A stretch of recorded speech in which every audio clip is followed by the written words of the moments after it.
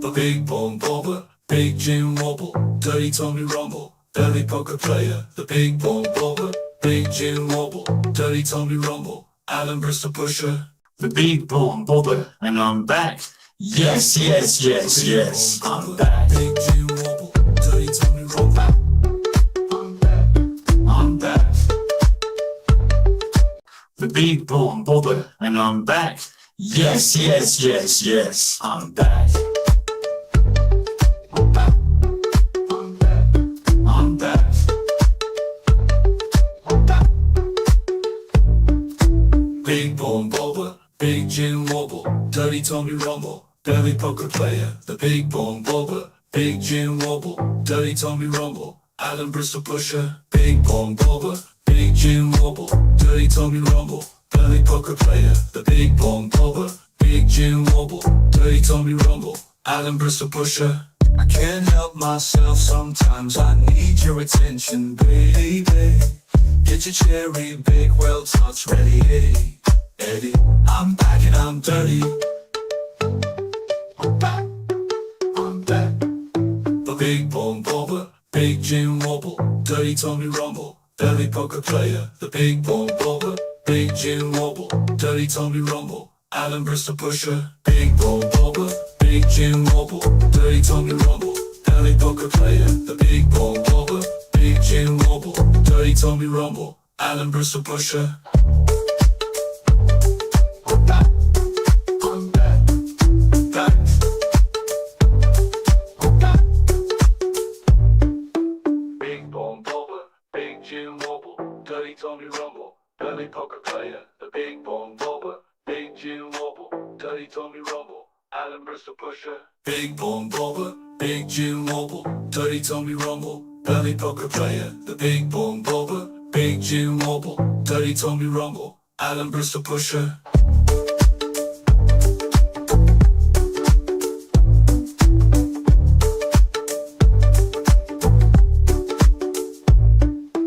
Big bone bobber, big Jim wobble, dirty Tommy rumble, belly poker player. The big bone bobber, big Jim wobble, dirty Tommy rumble, Alan Bristol pusher. Big bone bobber, big Jim wobble, dirty Tommy rumble, belly poker player. The big bone bobber, big Jim wobble, dirty Tommy rumble, Alan Bristol pusher.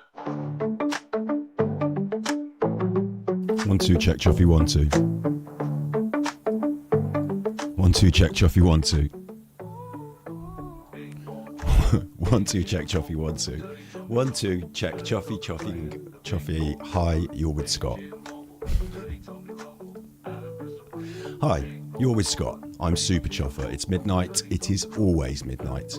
This, of course, is your right ear and your left ear. We are broadcasting in mono. Alan Bristol pusher. Propaganda, false statements, obscenity, swearing, sexual obscenity, revenge porn. All these things are easy to ban.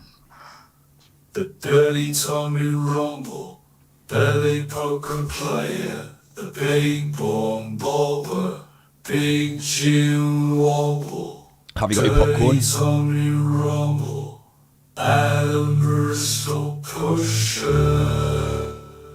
Have you got your popcorn ready? Have you got your popcorn ready? Well, I'm not on YouTube, but you know what I mean. I'm Big Alan, the armchair machine. I mean, steaming on Tramadol, and I'm dirty. A dirty old man, like a clam in a caravan. I'm the worst kind of dirty photo snapping perv. I deserve the worst, and that's what's coming to me. Big bomb bobber, heavy neck wobble, big dirty tummy rumble, belly sex offender, Alan Jim wobble, Alan bomb bobble, Alan little kidder, belly sex offender. So, 1 2 check Chuffy 1 2. Let me get the background music on. So we've got nice relaxing background music in the background. You should be able to hear that. I can hear that. You can hear me. Hi, you're with Scott. We've done that bit. You're all in chat. Thank you to Curious Cat. Thank you for the tippies. I've got to start off. Well, first of all, I want to say congratulations to Frankie Rzuceks. You know, it's been a long time. Well done. Congratulations. I want to say that. Tonight we are going to go through the court document that says what's happened. I'm going to have to do a brief disclaimer about, I've got it right here, about contempt of court. I'll do a brief disclaimer about contempt of court. And of course, you're going to want to know where I've been. And I want to say thank you, mainly, really, to start with. I think thank yous are in order. I've got some thank yous to say for people who have been very supportive over the time that I've been away. I'm not going to read a list of names or anything, but I am going to read people off who've given me tips on thecoffee.com. Thank you very much, Red Fan. Thank you very much, Seb. Thank you, Kaz. Thank you, Purple Heron. Thank you, Nigel. Thank you, Haz. Thank you very, very much. You know, receiving support while I've not been streaming is, well, it was surprising to me, actually, and I'm really, really, really grateful. So thank you for that. Thank you, Gail, in chat there. Thank you, Admit Audacity. I'm going to be saying a lot of thank yous.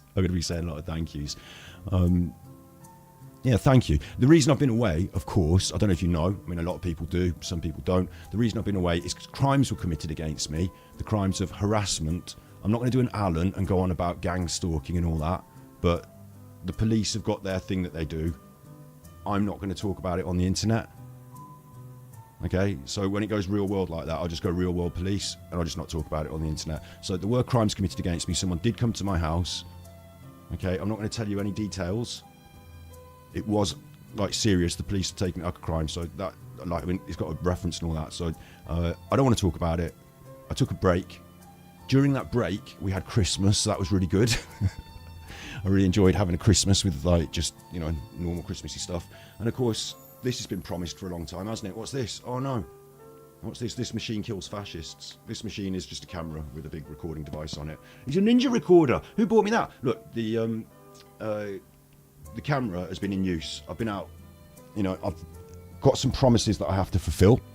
And those promises include filming documentary stuff and going out and doing it like I promised. So without Steve, but, you know, his back's still a problem. That's you know, still an ongoing issue for Steve. And I suppose for us, the stream, the channel, Super Chuff, whatever. But on my own, with help, you know, thank you very much. I've been going out and doing some filming. That filming was not like going to happen overnight. It's not going to like go on Super Chuffer tomorrow. It's still going to take a bit more editing, but it has started. It is in the can. We need a couple more filming days. It's been bad weather. I'm not going to go on about it. In fact, I'm not going to tell you any details. I'm just going to drop it when it's ready. Unfortunately, you know, most people like to hype those things up and build them up, but trolls, in it. So you will be seeing future content from me on Super Chuffer that I promised, you know, that next level of stuff, and it's in the can and it's been edited and I've got it on the editing block and there's 45 minutes of it already, and it's going to be a lot more work and a bit bigger than I thought it was going to be, and it will long continue. So thank you very much for all your support. I've been taking that money and saving it, and now I've got that budget. I've put it into action, and we're ongoing. We're doing it. So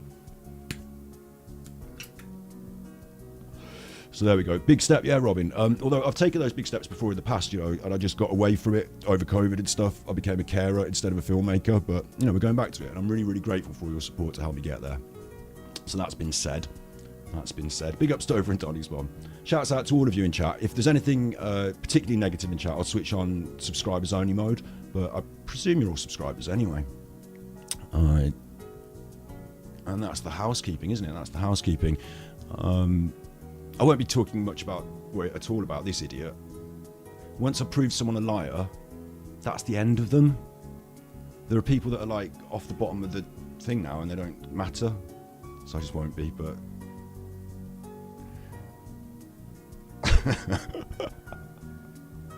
oh my god. Well, I've been having a lovely time away doing fulfilling and interesting things.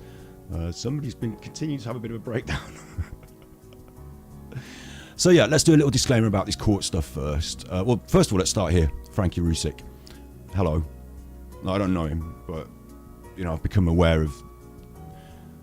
I mean, it's been a long, long time, hasn't it? And hopefully this can help to move towards a new phase in things never go away, things never get better, but you know, moving forward, isn't it?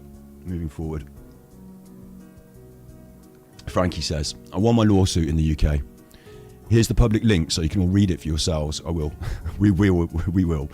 Thank you for all your help. I wouldn't have been able to get this far without you all. I'm forever grateful. God bless you all.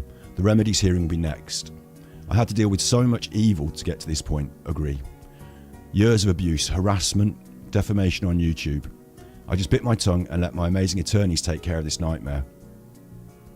I couldn't have done it without their phenomenal work. Thank you, Cohen Davis Solicitors. God bless you all.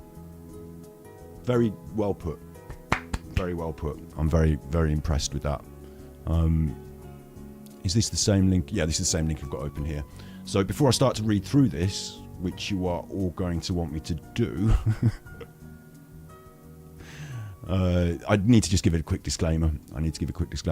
I mean, one personal one from me. It's really serious stuff, really, what underpins all this. And you know what I'm like? I rip, I have a joke, I make the videos, we have a laugh. It's on the internet, we have a laugh on the internet. Yeah, you're not allowed to go real life after that. If you do, it ends up in court like this. So, like, you know what I'm like, though? I have a big laugh and all this. So, like, I'm not... like, the serious stuff that underpins this was before my time on YouTube, in a way. And I'm not the right person to make, like, in-depth comments about that stuff. So I probably won't. I understand that there is that seriousness that underpins that. And I, you know, have reflected on that. As I say, I'm going to do this, you know, the way I do it. So there's that little disclaimer from me.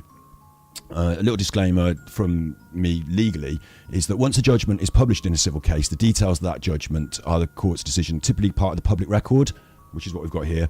So I'm generally free to discuss what's already public, like the outcome, as long as I stick to the facts and don't misrepresent them. Since the case isn't fully concluded until the remedies and costs hearing, it's still technically ongoing, and that's where things get a bit tricky. The main legal concern is contempt of court. So if I prejudice the court, if I try and influence or create a substantial risk of prejudicing the impending proceedings by maybe, I don't know, swaying the judge's opinion or pressuring the judge, because it's them now that there's no witnesses or anything that are now, you know, it's just the judges now, isn't it? So if I do that or influence the court's decision on remedies. And of course, I have no way of influencing the court's decision on remedies. I don't know how much it should cost Alan. I don't know what, you know, I don't know. So I'm not going to try and sway public opinion or pressure the court. So there is no substantial risk that I'm going to be doing any of that. So don't worry. It's a non-zero risk, but I think the court would have to go pretty hard on me to, you know, there's been no court injunctions. My content doesn't create a real chance of prejudicing the remedies, and I'm not going to defame anyone. I mean, Alan did sing with kids on Smule, but, you know. Big ups, thank you for the 5 memberships. I've got to keep saying thank you all night tonight. I really do. People will come in a bit late. I've said my little bit at the start. I'm not going to go over and over it, but I really am grateful, you know, I really am. I've wanted to be on stream a bit more over the last few weeks. It's never been the right moment to come and make statements and do things, so I haven't. A little bit of patience, and we're into a new phase now. So things are going to be really good, ongoing. I just wish I could show you all the stuff I've been working on, but I'm really not going to jeopardise anything until it's done. Right.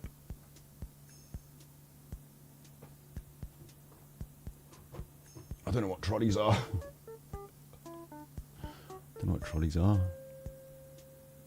Fred. I'm checking chat now. There's so many of you. I'm so grateful. Thank you. Hello, you, all of you. You know, you good chuffers. Thank you.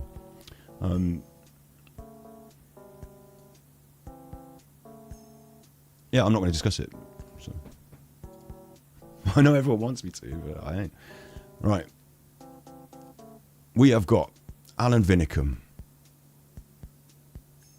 And then, you know, I'm reasonably good at reading. Okay, listen, get yourself a cup of tea, get yourself a cup of coffee, get yourself your favourite mug. Do you have a favourite mug? Get yourself a cup of tea, a cup of coffee, a biscuit, a snack, and settle in, because there's a bit of reading to be done. And I'm reasonably good at reading. But it's some words that I'm not going to recognise, and it's legal, and it's little words on my screen. I've got a light in my eye, so are you ready? Are you settled in? New setup? Oh yeah, I didn't mention that, did I? Like, it's a relatively slightly changed setup, slightly. Yeah, I was gonna, for the big return, I was gonna put like a sofa and get like a, you know, new hangings. What do you call them? You have them in houses, like pictures, paintings, I don't know, stuff. You know, get it, dress up the room a bit. I just got that little chair thing, but in the end, I haven't got to that yet. So this happened. The judgment happened. I'm going to jump on. We're going to talk about it. But yeah, we're halfway to a sort of slightly different. Do you want to see?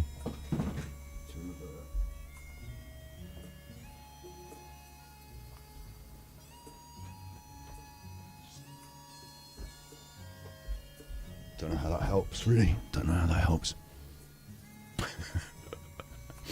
Don't know how that helps. Okay, so Gervais de Wilde, instructed by Cohen Davis solicitors for the claimant Alan Vinnicombe, is representing. Sorry, for the claimant, Alan Vinnicombe is representing himself. This is an HTML version of a judgment approved by the court for handing down, subject to editorial corrections. Susie Allegre is writing this. I think she's done quite a good job. The background. This is a claim for defamation and harassment brought by Franklin William Rzuceks, the claimant, against Alan Vinnicombe, the defendant, and a counterclaim for harassment brought by the defendant. The hearing before me concerned the application by the claimant to strike out the defence and the counterclaim, and the application by the defendant for security for costs. I'm going to try and, say what it means in clear English as we go. So, Frankie Rzuceks sued Alan, but Alan sued him back for harassment. And then the hearing was about whether we're going to strike out the defence and the counterclaim, and whether we're going to hear the application by the defendant for security of costs. So Alan wanted to know, like, can I sue you back? I'm going to do this, I'm going to do that, and we're going to find out. In summary, the case arises out of content distributed by the defendant across various media platforms, notably including his YouTube channel. That's gone now, isn't it? Somebody, I don't know if you know this, buy some of Alan's paintings. I love it. No, I've got, they're on the wall over here. I've got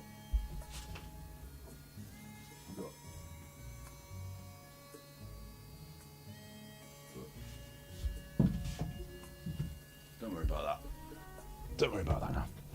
The talking of YouTube channels, somebody, Alan, used to have a YouTube channel, and then he got in a big row with me on the internet because he stole my content, and I had to open up Battery Exhausted, the doors of Battery Exhausted, and talk about him for ages. And that's why you're watching me here on this channel now.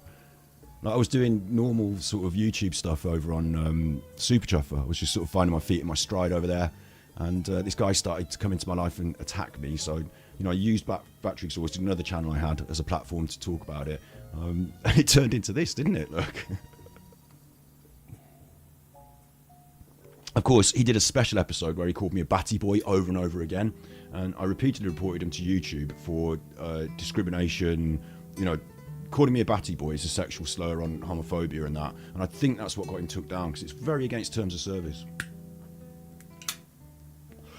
And then we did a big episode about how I said everyone gets to pat themselves on the back for helping to take Alan down and off YouTube, but secretly I always thought it was me.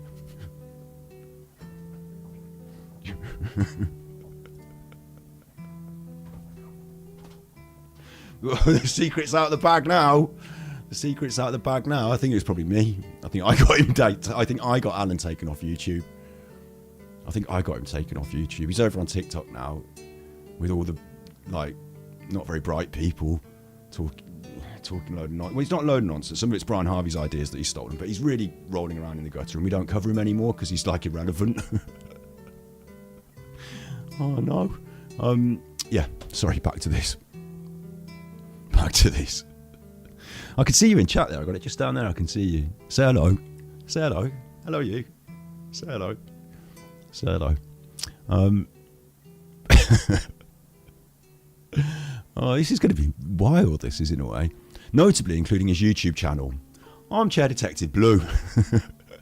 Imagine having to go to court and have your YouTube channel read out, and it's called Armchair Detective, capital letters, Blue. Like blue is synonymous with rude in our country. Like blue movies, they're like sex movies.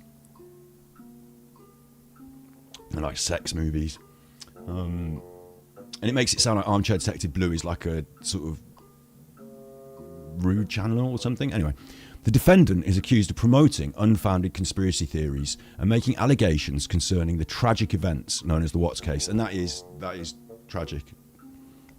Thankfully, I want to say there's some good to come out of it. I don't know. You know, we move forward. Involving the murder of the claimant's sister, Shannon Watts, her daughters and her unborn child. It's claimed that he published defamatory statements inciting that the claimant's crowdfunding campaign to fund this claim was in some way fraudulent or dishonest.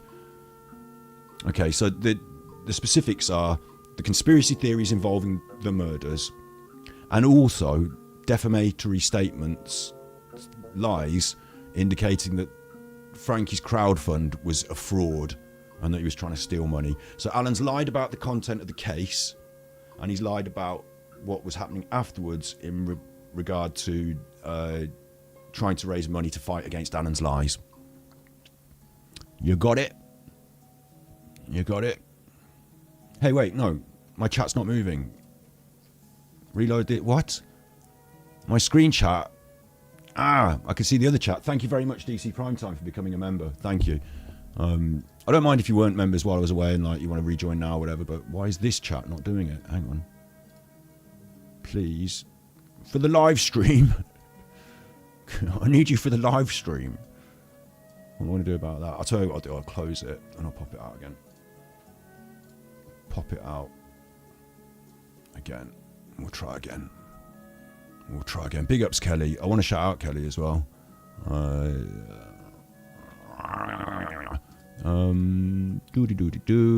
Live streaming, and then there you go. You're back. You got popped in your back. I don't know why it wasn't scrolling on the screen. You popped in your back. Let's hope it works. Just moving windows around now, talking. Kelly has done some remarkable work recently. I will shout it out later in the episode, but you are going to want to go and watch her channel regarding her work that she's been doing, the work she's been doing on Ron Swanson. It's really, really important stuff. It's really, really good. There's a link to it on my community post. Really, really important, really good stuff. We'll talk about it later, maybe. Yeah.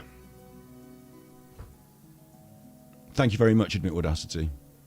Thank you very much. I should have the members things going. I should have something popping off, shouldn't I? I assume the Tippies thing still works, or I've turned that off. Doody-doo. It's been a while since I've been in the seat.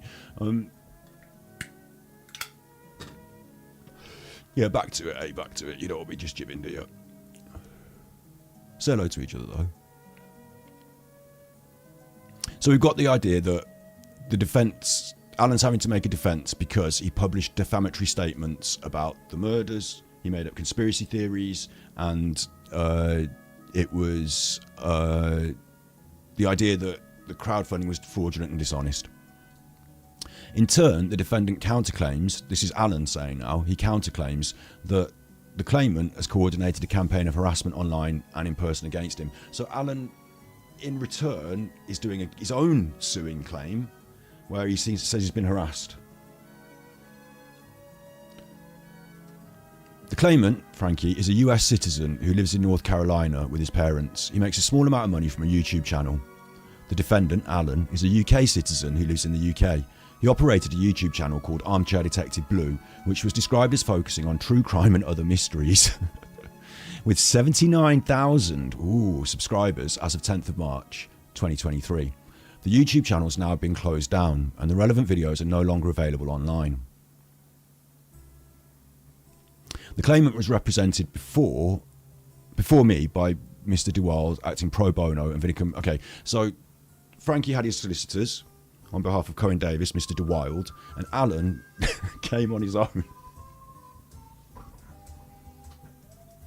And you couldn't... Oh, blimey. Yeah, you could...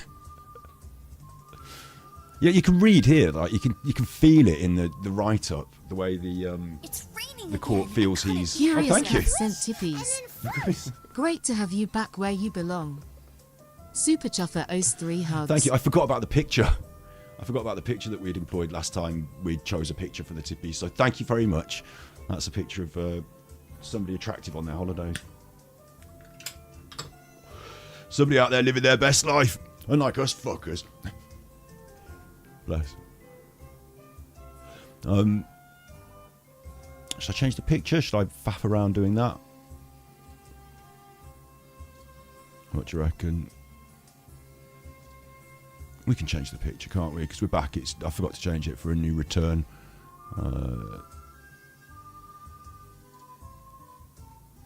Where is it? What do you want on the picture?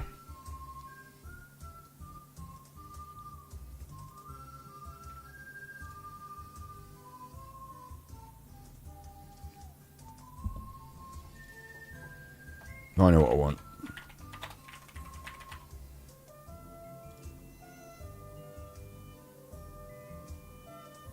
That one. Okay. Well, it probably won't work very well, but I've changed it. Should we go back to this?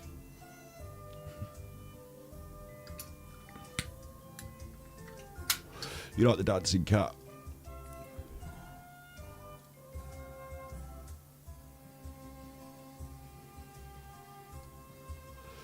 You like the dancing cat? Well, we'll see.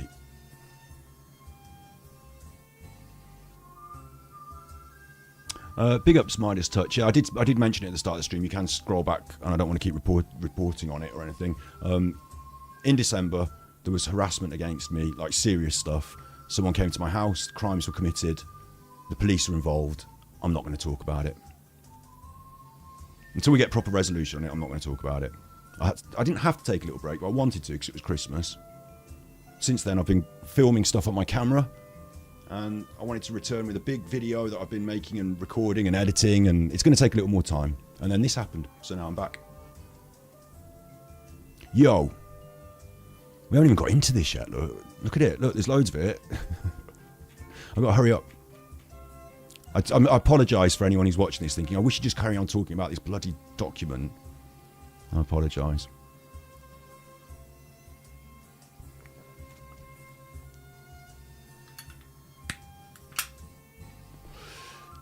Just a human being, aren't I? I'm not a human doing, I'm a human being. Right. Listen. The defendant operated Armchair Detective Blue, which was focusing on true crime and other mysteries, and he had loads of subscribers. He appeared unrepresented. Procedural history. The claimant served a detailed... the defendant had his YouTube channel, Armchair Detective. I need to keep translating it in my brain. Frankie served a detailed particulars of claim dated 10th of March, the POC. This sets out his claim under the Protection from Harassment Act 1997 and in defamation relating to publications made by the defendant and in relation to the Armchair Detective Blue channel. Fizz sent tippies. Great to see you back. XO Fizz and Streamus Roger. Super Chuffer owes 3 hugs. Thank you very much, thank you. And that, of course, is Gandalf. Isn't it? Gandalf. Look to me on the east, on the thing, you know, from the film. Gets you right there. Thank you very much, thank you.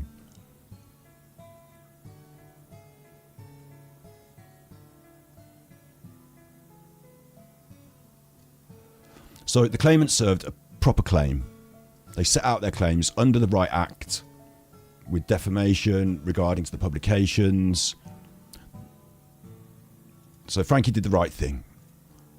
Alan, the defendant, served several documents in his attempt to file a defence that is compliant with the procedural rules. Like, you can hear it in the writing, can't you? The court are not impressed with Alan. The first defence was dated 3rd of April 2023. An amended defence was dated 8th of August 2023.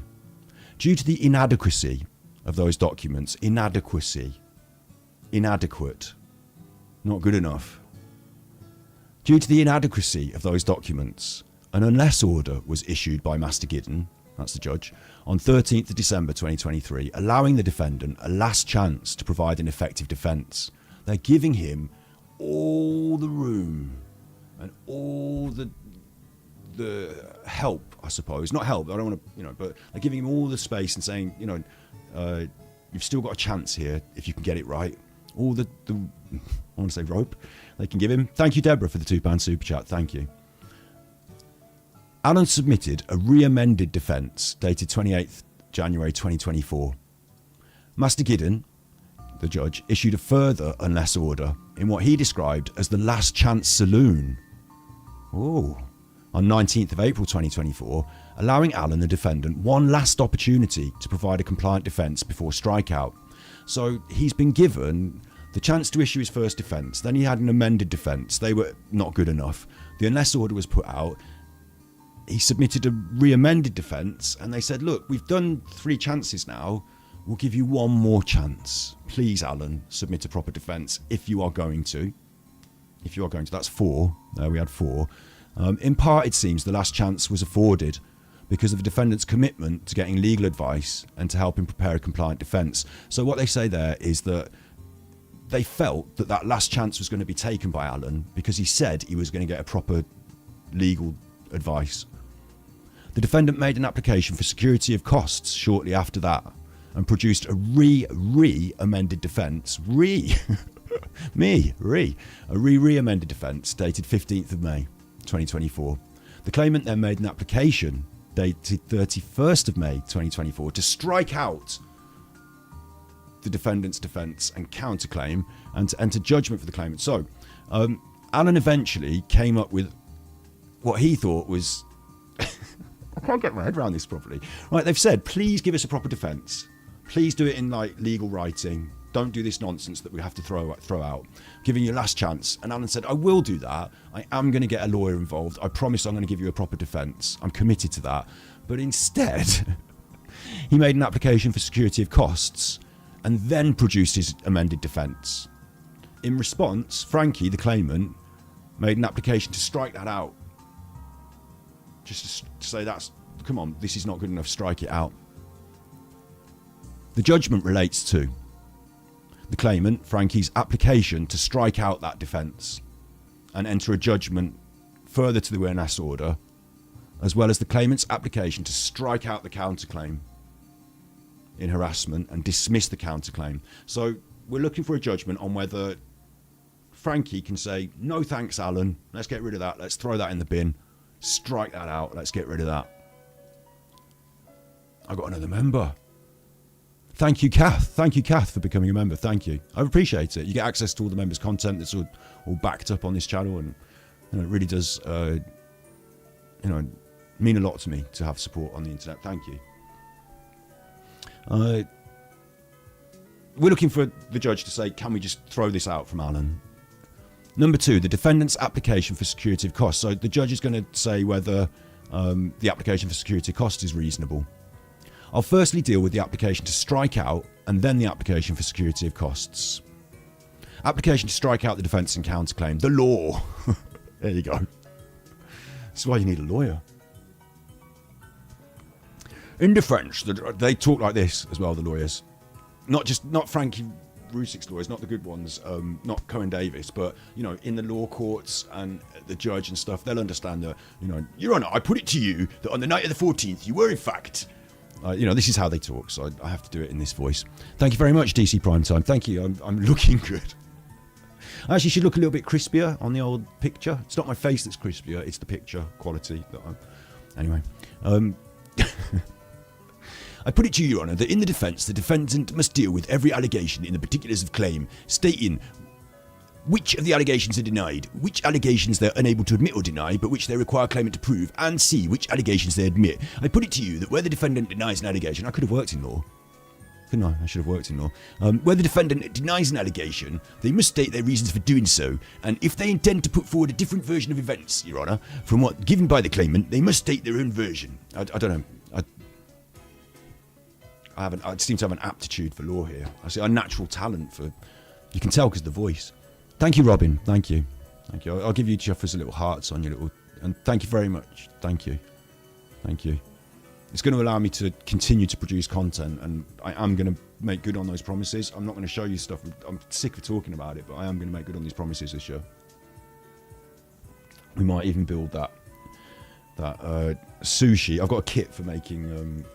It sounds ridiculous, but I've got a kit for making a 3D sushi, but it's plastic and you put it together like a model aeroplane, and we were going to make it, so we might even end up doing that. So there's some legal stuff here. It says about how the content of the defence has to fit these, legal frameworks. They must state their reasons, what they're doing, if they intend to put forward a different version. Like they're putting all the law down here, and what the judge has to do.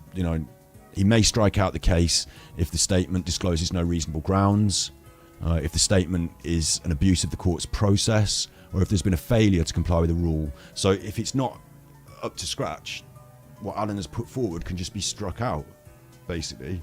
And there's a set of simple guidelines for that.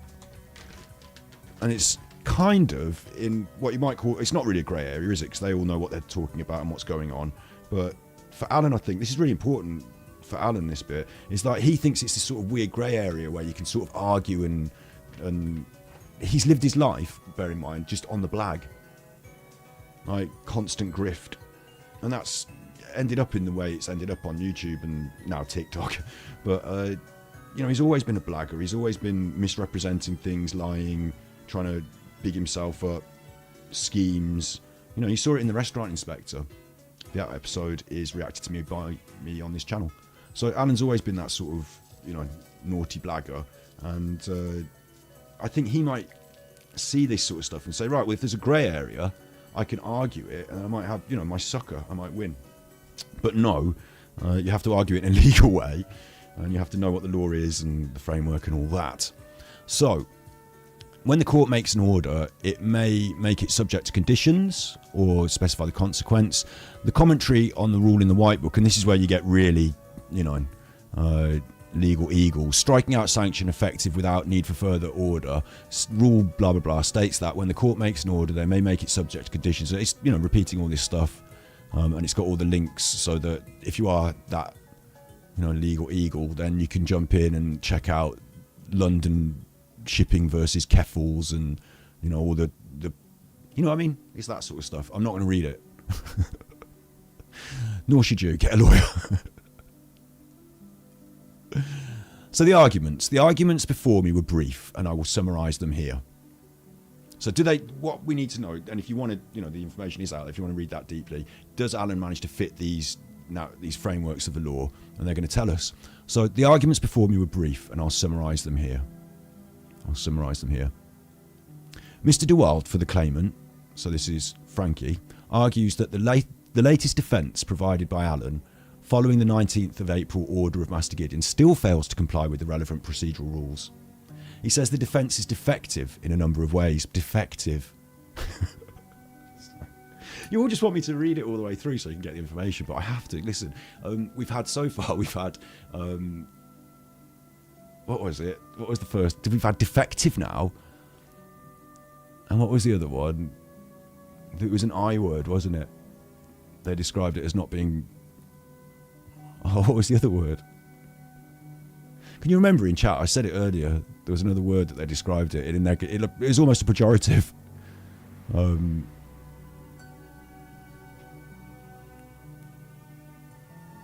what was it? How's that gone out my brain? Someone in chat will know, won't they? They described him as being, the defence as being, it was an I word, began with the letter I, and it meant not good enough, not fit for purpose. Inadequate. There you go. Inadequate. Thank you. I'm not pointing at you and saying you're inadequate. Thank you very much, Spade and Sponge. Thank you very much for the 99p. Thank you. Hope everything's chill where you are.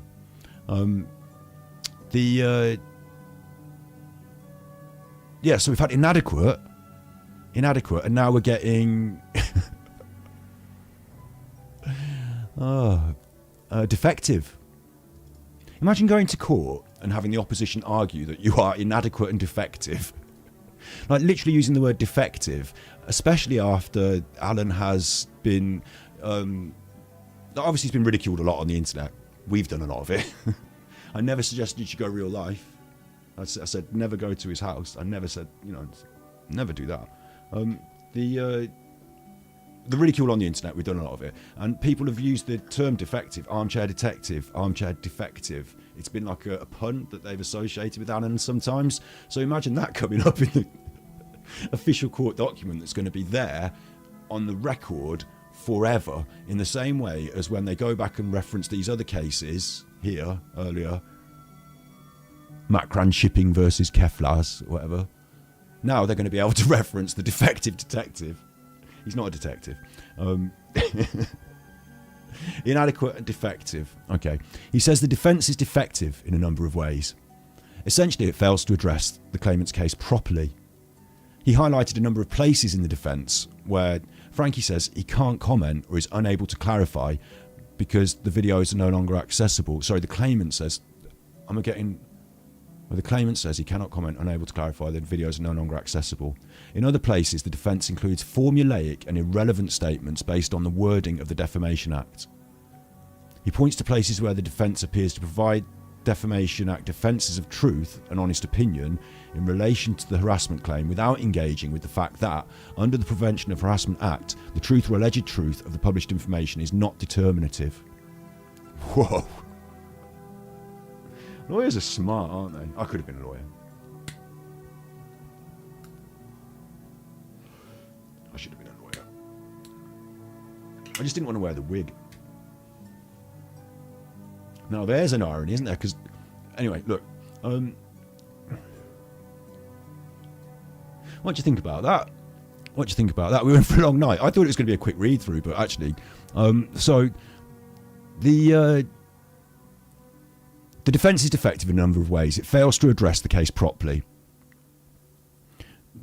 highlighting a number of places in the defence where the claimant says he cannot comment or is unable to clarify because the videos are no longer accessible. So I think this means there's a number of places where Alan has said, well, this, that and the other, but I can't really comment on it because the videos aren't there anymore.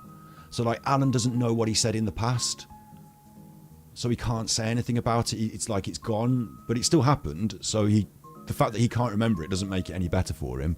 In other places, the defence includes formulaic and irrelevant statements. So it's like someone's gone on the internet,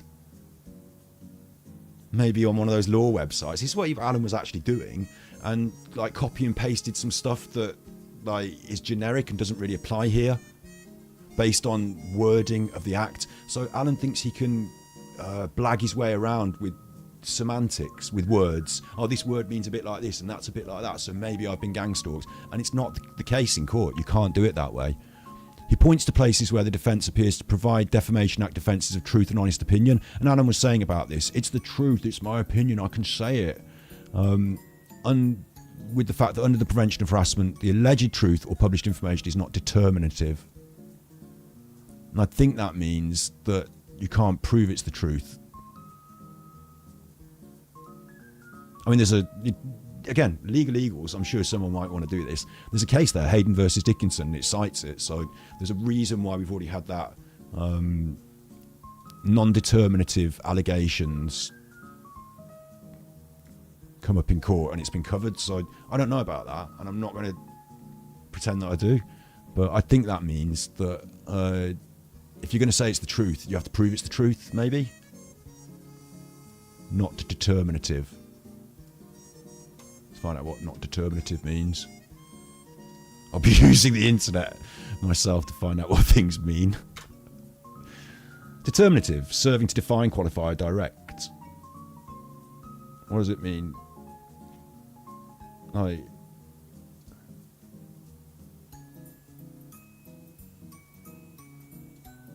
You can help in chat as well. Not comparable. Not comparable.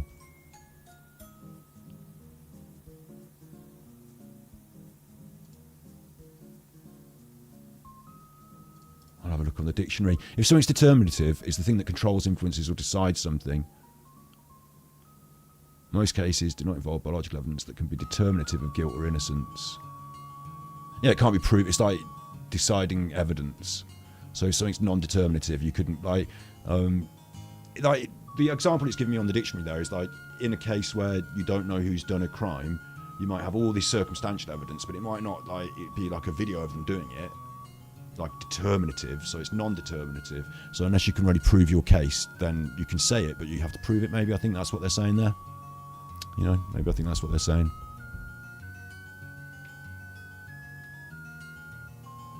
I'm looking at chat now to see if you agree with me.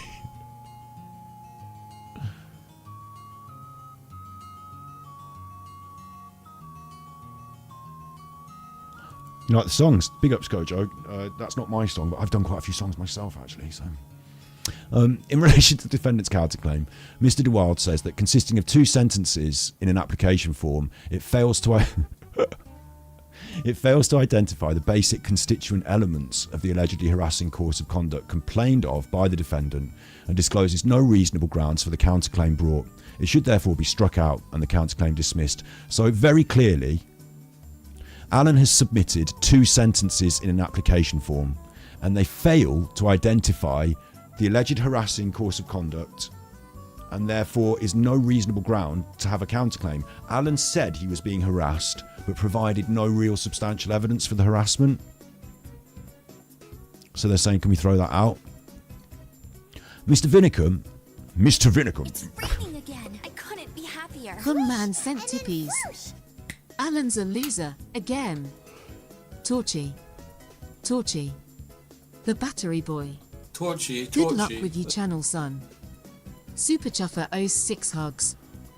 It's mad, isn't it? Listen, on the internet, things, you know, there's like trends and stuff, there's stories, there's whatever in your life. This is how things happen. Things move and they change. Like, we're going to move on from Alan. Like, we kind of already have. Do you know what I mean? Like, I'm not going to spend my life caring what Alan's doing. We've got him banned off the internet. He's lost his court case. Like, but it is, you know, we'll occasionally look back, I suppose, won't we? We'll occasionally have something to say and look at. But yeah, Torchy, the battery boy, that's going to live on in Torchy, the battery boy. legend. Torchy. Torchy. I remember Torchy when I was a little tiny boy. I used to love Torchy. Torchy, the battery boy. Good luck with your channel, son. Legend. Thank you. So they've asked, can we just throw this out? Can we get rid of that? It's only 2 sentences and it doesn't address the constituent elements of actual harassment. Mr. Vinnicombe appeared before me and accepted that both the defence and the counterclaim were not compliant with the procedural rules. He said, what? Imagine having to write this in a legal document as a judge. The one side said, this isn't compliant with the law. It's not right with the law. Can we throw it out, what Alan's saying? And Alan came in front of the court and said, I agree. It's not right in front of the law. Can I have another go?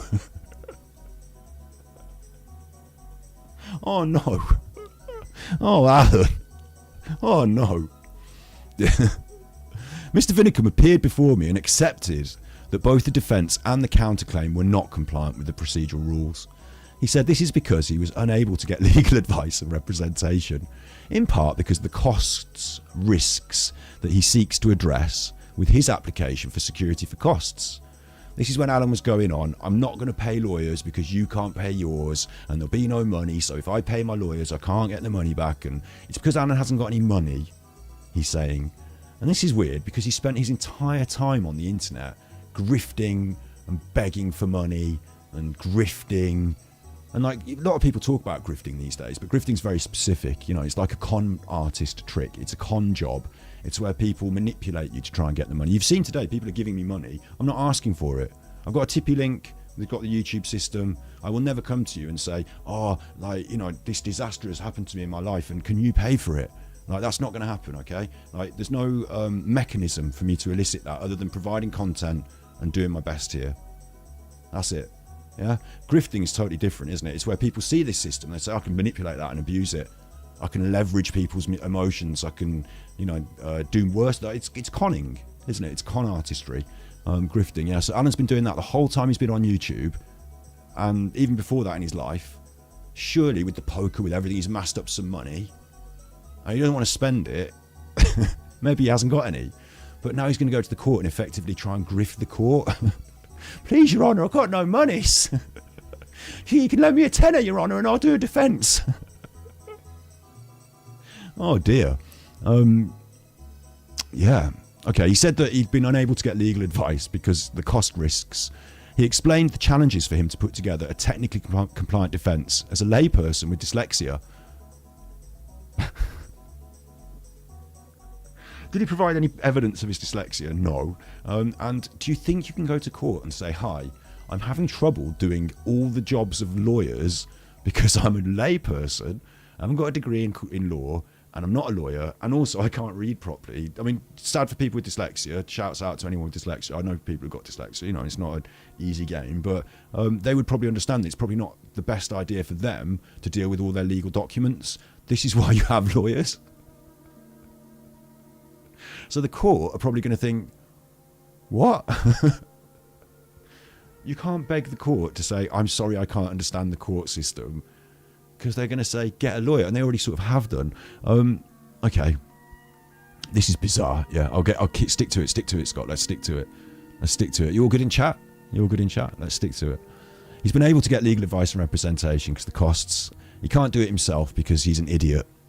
And not that dyslexic people are idiots. Alan's not dyslexic. He's a liar and an idiot. And said the latest defence was his best effort. He submitted that the claimant should not win the claim on a mere technicality. I am glad I'm doing this. This is funny.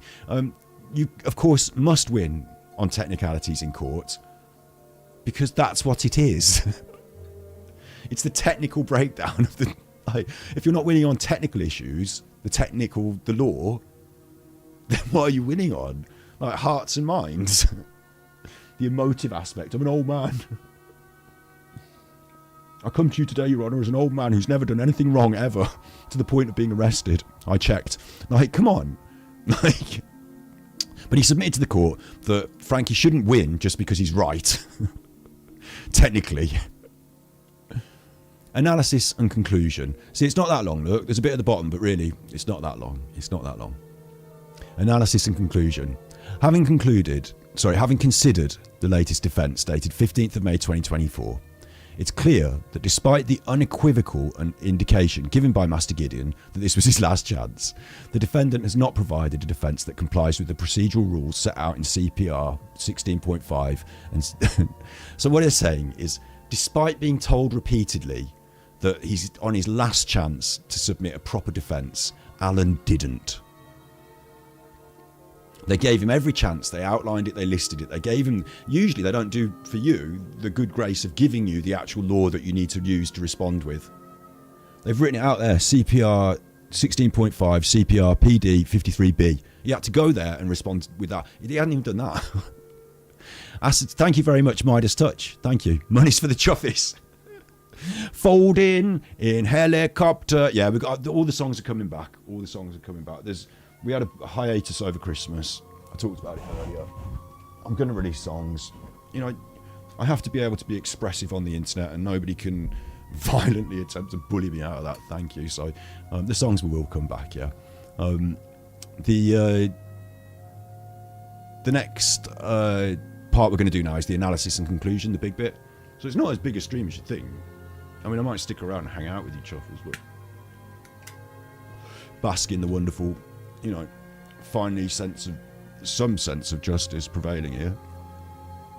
I mean, the best thing for me reading through this is how Alan comes across like such a total idiot, like such a I think moron is probably the right word here, like really moronic. And the court have seen this and thought, like, the court doesn't have, I mean, I'm not trying to prejudice the court in any way here, obviously, but the court doesn't have emotions. They don't have, what's the word?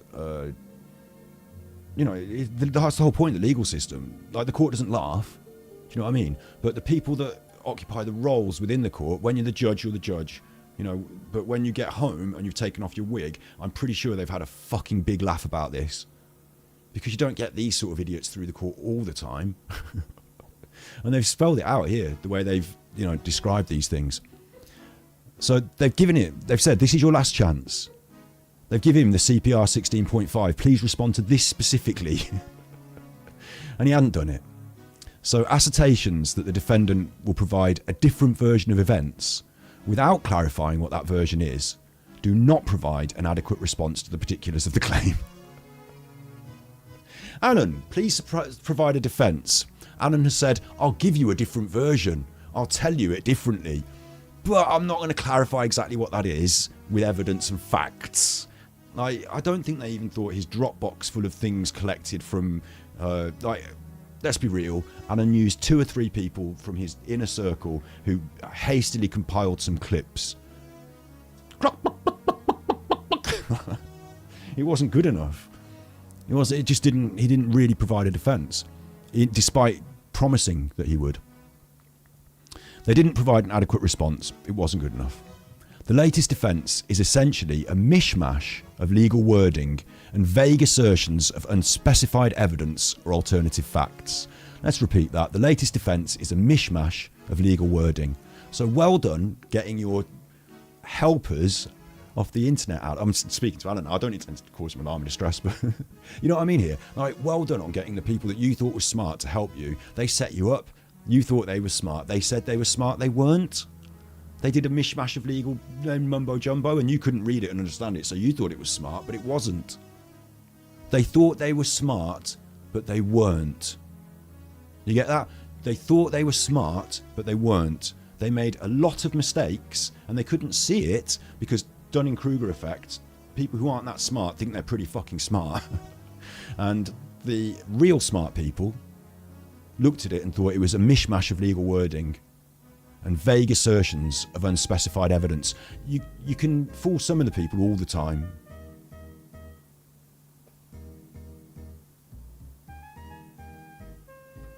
You can't fool the court about legal matters.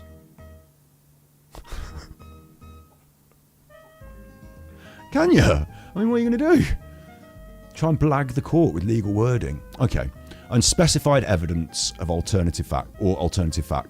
Alternative facts. Wait, what's an alternative fact? I want you in chat now. I need you in chat. I'm not watching everything you say, but now I need you. What's an alternative fact? A lie? Can they say a lie in their document? Or what's an alternative fact? I heard about alternative facts. Like, surely the facts are the facts. Or do they mean like things that are facts that aren't relevant? Like alternative ideas? Like, what's an alternative fact? I'm going to ask the internet as well, because you're only a small sample. What is an alternative fact? Fact up. Alternative facts was a phrase used by US Counselor to the President, Kellyanne Conway, during a... Doesn't sound good. Ellie sent tippies. Missed that face. Good to see you back, you chuffer. X. Kisses on the face. Super chuffer owes 3 hugs. Kisses on the face. Big ups, Ellie. How you doing? Big ups. I'm Big Bomb Bobber and I'm back. Well, I had to come back and do this. I could not cover it, could I? But in my full stride, back on streams yet? Not quite. I don't know. We'll see. This is a good... well, I can see the baby's head. This is a good return. It started the process. Alternative facts was a phrase used by US Counselor to the President, Kellyanne Conway, during a Meet the Press interview in 2017, in which she defended Sean Spicer. I remember that. Glass half full, glass half empty. They're alternative facts. Another way of looking at something. It's Kellyanne Conway's phrase. I remember it from being political. Like, it's a way of saying, like... it's a way of dressing up something different. I think it's lies. I think it might be lies. I think that's what it might be. I'll show you. I mean, it's only little words, isn't it? But this is it on Wikipedia. Alternative facts was used by Counselor to the President, Kellyanne Conway. And it says, in her answer, Conway argued the crowd numbers in general could not be assessed with certainty and objected to what she took as Todd's trying to make her look ridiculous. She later defended her choice of words, defining alternative facts as additional facts and alternative information. I remember it was about how many people turned up to Trump's inauguration the first time round, and they were like, alternative facts. They made up some fake numbers. There's a lot of weird fakeness going on with that politics. I mean, let's not get into it, but can you believe that America voted with Russia and North Korea in the recent UN resolutions regarding Ukraine? Trump is supporting Russia and North Korea, like, in the group with all the bad people now. No, they said it was all about Russia, didn't they? I don't know. Anyway, that's a different day. Shouts out Blank Faces. I'll shout out in a bit. We're back on. Oh look, Who's this? Looking great, mate. We're back on this. Alternative facts. So Alan offered the court alternative facts. I think he lied to the court. Maybe. It's clearly in breach of the unless order, and Mr. Vinnicombe does not really contest that.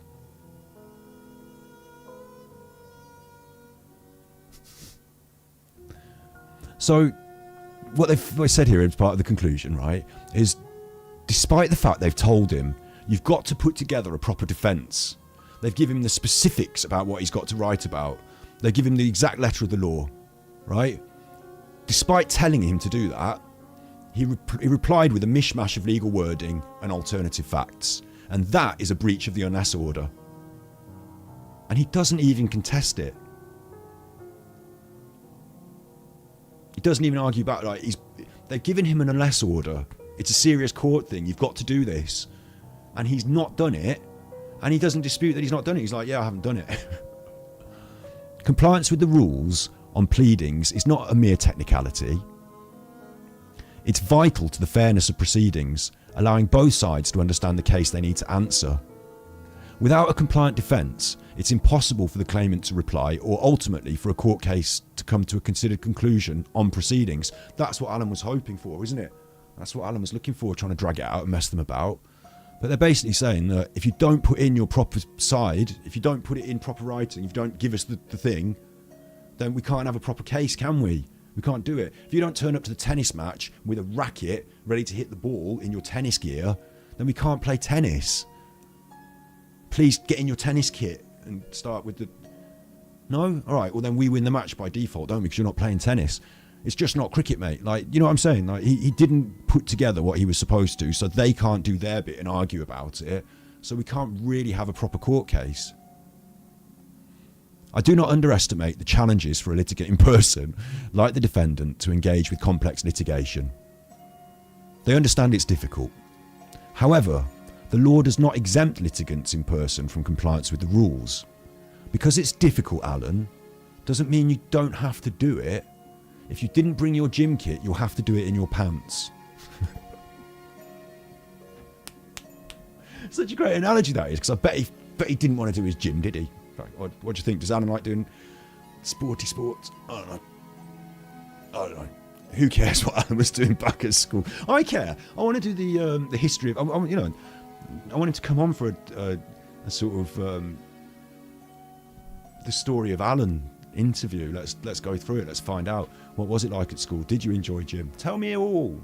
Let's put it all down. Like, otherwise Alan's gonna, like, his legacy is gonna disappear with him, isn't it? Like, drifted off into nothingness on TikTok, and I know he never yet has come forward and been brave enough to join me in a conversation. Yeah, I know he's never been brave enough to do that, but I'd still like to do a stream where I interview Alan. However, the law does not exempt litigants in person from compliance with the rules. Just because it's tough, you still have to do it. Mr. Vinnicombe has been given several chances to address the deficiencies in his defence, and Master Gideon's warning that he was in the last chance saloon almost a year ago could not have been clearer. I love that as well, the way they've written that. So, in the last chance saloon, he said it in language that Alan could understand, and he's reiterated it in this document. The last chance saloon is that sort of romantic talk that Alan, with his armchair detective nonsense, likes to pretend. It's part of that fantasy delusion, the way he sees life as...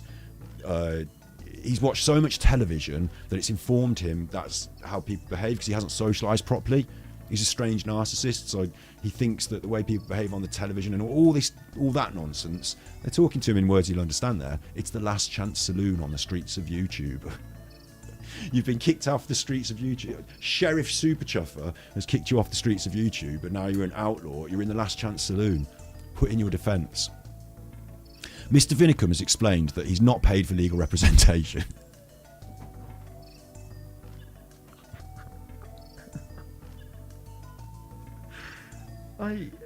This is Alan all over, isn't it? This is a judge speaking to him.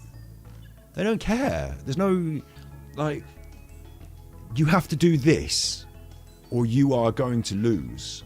And Alan's like, yeah, but... There is no yeah, but you can't, like, when it gets too real, when things get too real, there's no, you know, there's just the real. That's it. There's just the police, the courts. You can argue with them, but you can't because they don't listen unless you have a proper lawyer. So, like, it's kind of weird, isn't it? That the way they've written that as well. Like, you have to follow the rules. You were given several chances. This is the last chance saloon. And in response, Mr. Vinnicombe has explained that he's not paid for legal representation because, and no, you don't need a because. You've already, you can't. I love that bit. That's really nice, that is. That's really nice. After being told by a judge that he can't do anything now other than submit a proper defence, Alan tries to explain again why he can't submit a proper defence. Mr. Vinnicombe explained he's not paid for legal representation because of the absence of security for costs. That's him wanting Frankie to prove the money's there in case Alan were to win. But that explanation does not change the fact that he's not provided a compliant defence. 14 months after the original unless order, and we've been saying this from day dot since I've been covering it, your defence against defamation is not an attack on another front. It's not that, like, if you've defamed someone, you can't say, yes, but someone's been defaming me. It doesn't matter. That's a separate issue. First of all, we've got to deal with the fact that you defamed someone. Like, it's, you know, it doesn't. So, yeah, that's difficult, isn't it? You know, and Alan still didn't really understand that, maybe, or at least was willing to argue it with the court right at the end there. But it doesn't make a difference. It's irrelevant. Alan's explanation that if Frankie doesn't have the money, Alan can't win the money, so he's not prepared to put in a defence because, like, it's irrelevant because they're knock-on cases. The original case against Alan, he has to defend, and he has not provided a compliant defence 14 months after the original unless order and 10 months after he was given one last chance to do so. This judge is not the first person in Alan's life who has given him chance after chance after chance. I promise you that. I promise you that. Oh God, I promise you that. Chance after chance after. I swear, I swear. Chance after chance after chance. Yeah. I can see you in chat. I'm not going to talk about what he might have to sell or the money or anything like that because it's part of the not wanting to influence the court. Obviously, I won't influence the court. They're not going to listen to me telling about whether Alan this or that. I do hope, of course, that they investigate his finances properly from back a bit, because if he sold assets in order to not own them so he can't get taken for them and this and that, you know, that is actually illegal stuff. So I hope, I mean, they know about that. They're the court, don't they? So I hope they do a proper audit on him. Yeah. Compliance with the rules is not a mere technicality. You have to put in a defence. And he didn't. And they're cross because they gave him loads of chances. Well, they didn't say cross. I added that. The court can't be cross. But they gave him 3 chances. Litigation of this nature is complex and stressful for all parties involved. It's clear at this stage that a compliant defence has not been provided despite multiple opportunities. And Mr. Vinnicombe accepts that's the case. Breaking it down, saying it's complex and stressful for all parties. Alan has taken a lot of the, and we're doing it now, we're talking about Alan. He loves it because he's a narcissist, but he's taken a lot of the spotlight on himself. And this case is actually about the things he's done that are bad to other people. Yeah? So the judge is pointing out here that Alan's crying because he's having to do difficult law problems. All right, Chuff. All right, Chuffy. It's all right. It's all right. It's all right. Daddy's got it. Alan is crying because he is having to deal with complex law issues, but he's forced he's the defendant. Like, what I'm trying to say is that he wouldn't have to deal with those issues if he hadn't done the bad things, and the judge is recognising that it's the other party, Frankie, who has had to go through this whole process as well. they've also, for whatever Alan says is difficult, whatever Alan cries about, whatever Alan thinks is a problem, they've had the same issues, but they've had it brought to their door by this man, Alan, doing his bad chuffing. So I think the judge is recognising that he's had to deal with Alan's issues quite a lot, but the other side aren't receiving the attention, in inverted commas, but it's also complex and difficult and very stressful for them. In fact, probably more stressful for them, don't you think, in a way? What we're dealing with in the subject matter. So possibly more stressful for them. But they're being even-handed there and saying for all parties involved. It's clear at this stage that a compliant defence has not been provided, and Mr. Vinnicombe accepts that's the case. Alan accepts he does not file a defence. I can't really understand that aspect of it as well. Is how would Alan go to court and accept and say, okay, I'm not filing a defence, we've been through all this, you've got me hands up, fair cop, I've got nothing more to offer, I'm not going to do anything, no defence. Like, what? I've been looking into this hands up gesture recently, so I've been doing a lot of research on that. That's a different story. Yeah, no defence. In the circumstances, there has been no progression, and there's no sign of progression due to the failure of the defendant to comply with the procedural rules, and ultimately to take the opportunity afforded by the court in granting 2 and less orders to allow him to address the issues. So we're trying to do a court case here, Alan. Are you going to come and do your court bit? Bring your case? And over and over again you haven't. Repeatedly you haven't. For these reasons, the defence is struck out under CPR 3.4 and judgment entered for the claimant. Alan's lost. He didn't even get a proper hearing because he didn't enter a defence. So on a technicality, which is you have to actually put your defence in, he's been thrown out. So Alan is possibly, in my mind, going to say, like, I didn't even get to have my thing heard. I don't want to put ideas in his head, but, like, you know.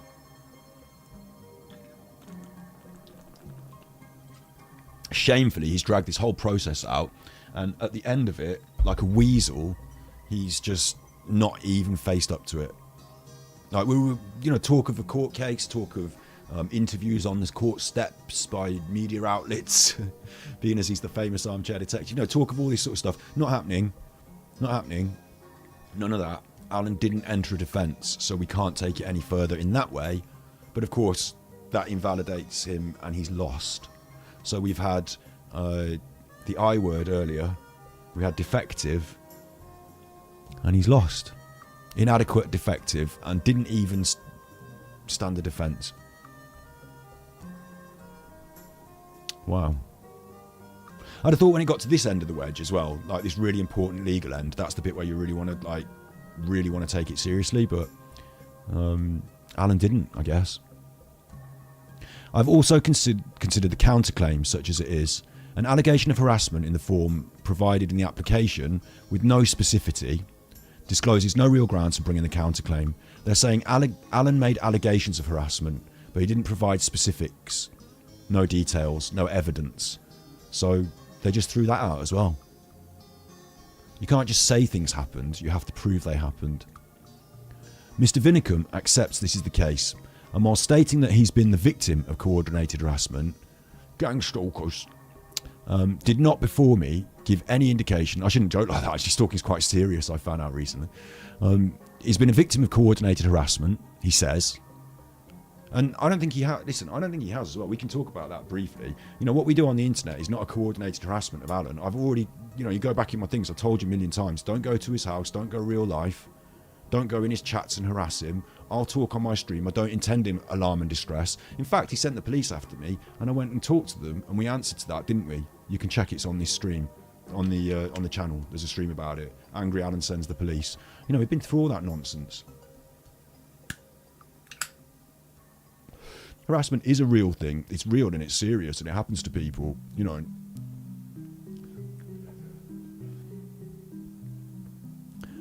So, the judge is not going to take kindly to Alan crying wolf and providing no evidence. And they haven't. I wonder if they watched any of the content and laughed about it. Okay.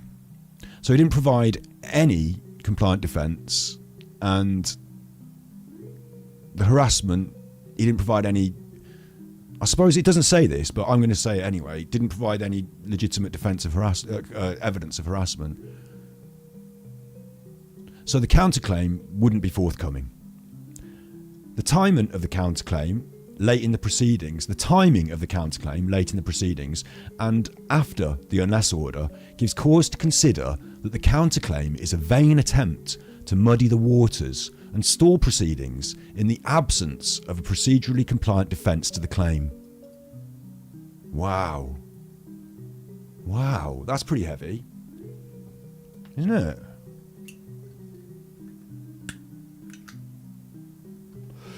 And this is Alan's problem. He thought he was being smart by delaying things and dragging them out. But what's happened here is the court has said, in the case of the counterclaim, the court says it's the timing has been done, so it muddies the waters and stalls proceedings. Now the court isn't going to want the water to be muddied and the proceedings to be stalled, are they? And they've seen it like that and they've written it there. So that's probably going to be bad for Alan. It's probably going to make things worse, if anything, isn't it? Definitely going to make things worse. Well, at least I don't know if the court has an attitude, like I said before, you know, like maybe you can tell me in chat what you think. Do you think it's going to be worse for Alan because he messed them about and they've said it's a vain attempt to muddy the waters and stall proceedings? Do you think they're going to think that's bad? Like, and the court, in inverted commas, is going to like be more, not lenient towards him, are they? They're going to be more punitive. They're going to punish him more, maybe. I don't know.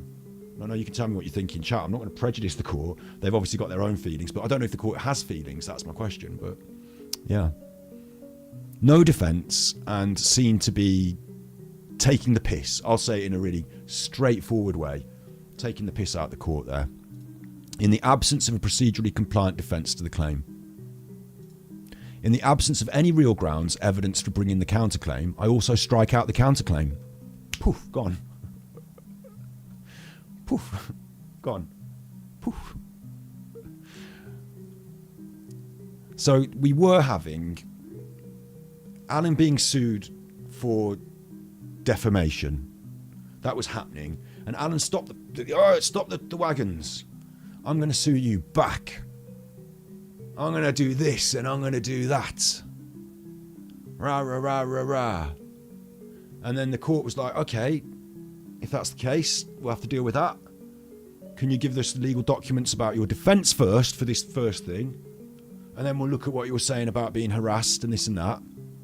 And Alan was like, I don't know if I can do that. I'm not going to be able to do the court bits. I'm not very capable at reading, and I'm not very capable generally. So yeah. And the court said, don't worry, Mr. Vinnicombe. We'll give you a little bit more time. I know it's very difficult. Here's some more time. And then they were like, you've had enough time. Can you fucking give us the documents now? They didn't say fucking. Can you give us the documents? And Alan said, and they said, okay, we're going to put it now, like, day on it, rubber stamp, you have to do it by this day, otherwise whatever. And Alan was like, well, and he finally came back and was like, well, don't you think that maybe, and they said, no, your stuff's all in the bin now, Alan. You're not suing him for anything. That's gone in the bin. Right, that's all in the bin, Alan. You've lost. And as for the court case where you're getting sued, Alan, you haven't put a defence forward, so you've lost. Right, let's move on. And that's the long and the short of it, isn't it? It's all been struck out. Application for security of costs. The defendant made an application for security of costs in the region of 25 to 50 grand on 8th of May 2024, shortly after the last hearing. In her order, Stein J decided that the application for security of costs should be decided along with the application for strikeout. So then it does some more legal stuff. And now we've got the arguments about the costs. And you can guess what's going to happen here. Oh, I feel like I don't even need to read it now. I think you can guess what's going to happen here, but let's go through it.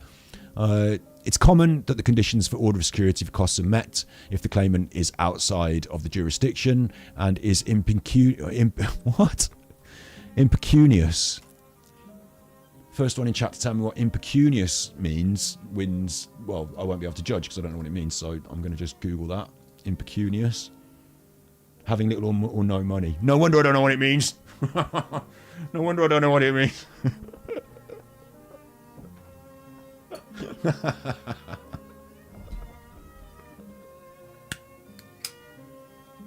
It's all champagne and caviar around here, love. Get the good fish fingers out. No. Get the bird's eye tonight, love. Live a little.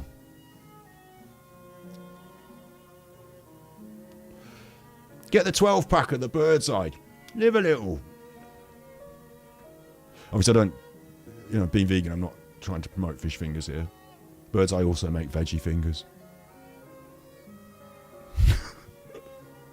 Impecunious.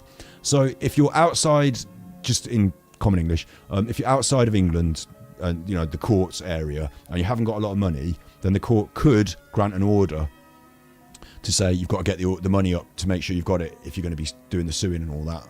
Mr. DeWild argues in essence that to order security would be unjust on the facts of this case at the stage of proceedings because it would effectively stifle the claim as the claimant would be unable to continue with the proceedings. This is actually quite interesting stuff, this is all about the crowdfunding now. And listen, there's been a lot of people who were quite eggy about the crowdfund, isn't there?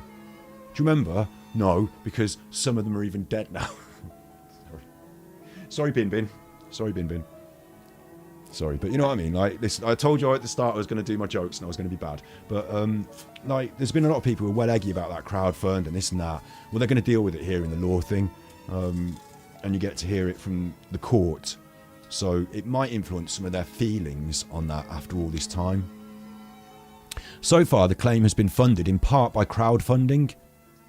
And latterly, the claimant's representatives have continued to act on a pro bono basis. So the people that paid into the crowdfund, they raised a lot of money and that got this rolling and it got it going. And then later, the lawyers worked for free. So the excess money that was needed, that didn't get the stretch goals and stuff, and people were like, oh, are they making grifts for more money? And that money was required. Like, it's gone on the docket, it's gone on the bill, but the lawyers have decided to do it for free, pro bono. And this is a common practice in law, actually. Pro bono work, because a solicitor goes into law because they've got morals and ethics, hopefully. I'm not doing a funny face at Cohen Davis there, I'm doing a funny face at the law profession in general. I'm sure every law will understand what I mean there. But lawyers are supposed to be good people who represent the law, the justice. And so your opportunity to have justice served, your defence and all that. So lawyers, as good people, don't just want to work for money all the time. And so it could be really easy to get into that trap. So what they do is they do what's called pro bono work, and they work for free sometimes for generally causes that are worth it. Often it's a charity or someone that deserves justice that can't afford it, those sort of things. Pro bono work is something that's quite common, actually. And so what's happened here is that the money has been raised to have this process initiated, and the crowdfund was essential. So congratulations to everyone that put their money into the crowdfund. They've helped to make this happen. And then once it's got going to a certain process, the lawyers have decided that they can see the end of the tunnel. They probably assessed this and thought it's not going to go, it might take time, but it's not going to become a large and costly battle because Alan can't submit a defence. So they've decided to do their work for free. So congratulations, and that's a good thing they've done, I think, isn't it? They deserve plaudit for that, I think. Well done to the whole team there. He suggests the defendant's impecuniosity. We just learned a new word, impecuniosity. He suggests that if you don't have a lot of money, it's in part brought about by the defendant's own content. He also points to the timing of the security application, noting that an issue first raised in a letter sent by the... Oh, so Alan's the defendant, right. So he suggests that Alan hasn't got a lot of money because he's lost his own money, he's done his own stuff.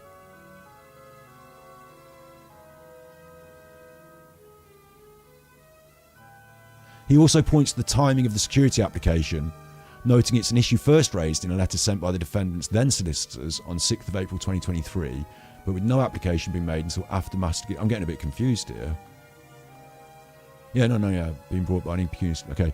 Mr. Vinnicombe, for his part, says that the ability to defend the claim being brought by an impecunious claimant outside the jurisdiction has been stifled because he does not have security for costs. He says that without security for costs order, the claimant has nothing to lose, or he can't take the risk of incurring significant costs to defend his case properly and in a compliant manner.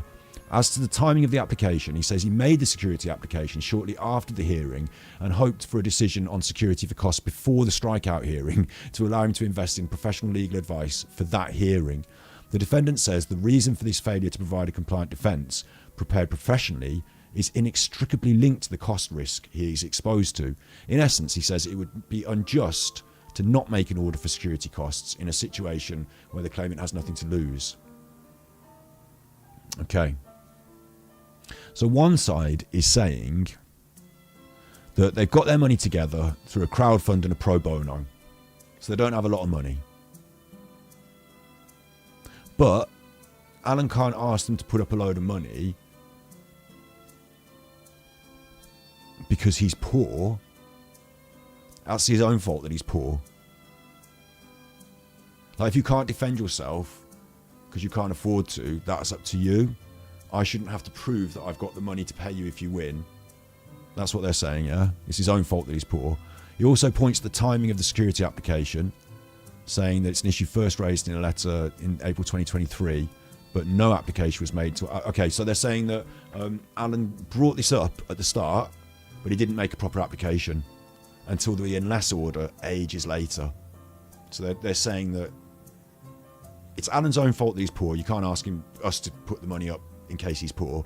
And two, he'd mentioned this earlier, but he didn't actually put in a proper application till right at the end. So, and Alan's saying in response that he can't put the money up to defend himself. He can't pay for a lawyer because he might end up having to pay for it if Frankie doesn't have any money. And that's why he hasn't put forward a defence. Because it would be unfair to make him defend his case if the person who's suing him doesn't have any money. I think the reason this sounds confusing is because it's fucking mental. Don't you reckon? I'm trying to say it in plain English. Alan said to the court, look, I can't defend myself because I've got no money. But he hasn't got any money. So if he hasn't got any money, how come I'm supposed to pay for my own lawyer? Like, what are you even saying? You've got to pay for your own lawyer, Alan. Otherwise you're going to lose. Yeah, but if I pay for a lawyer and I lose, I've lost my money. And if I pay for a lawyer and I win and they haven't got money, I've lost my money. Yeah. You'll have to ask the court to sort that out, won't you, after you win? Like, what if this and what if that? Yeah, but the court doesn't care. That's so weird. I'm assuming the court won't care. We've got an analysis coming now. The issue of costs is an important aspect of proceedings of this nature.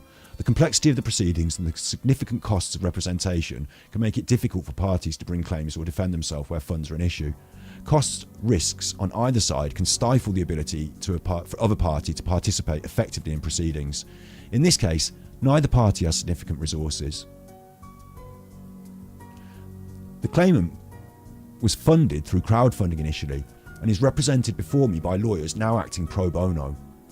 The defendant, a pensioner, is a litigant in person with limited resources.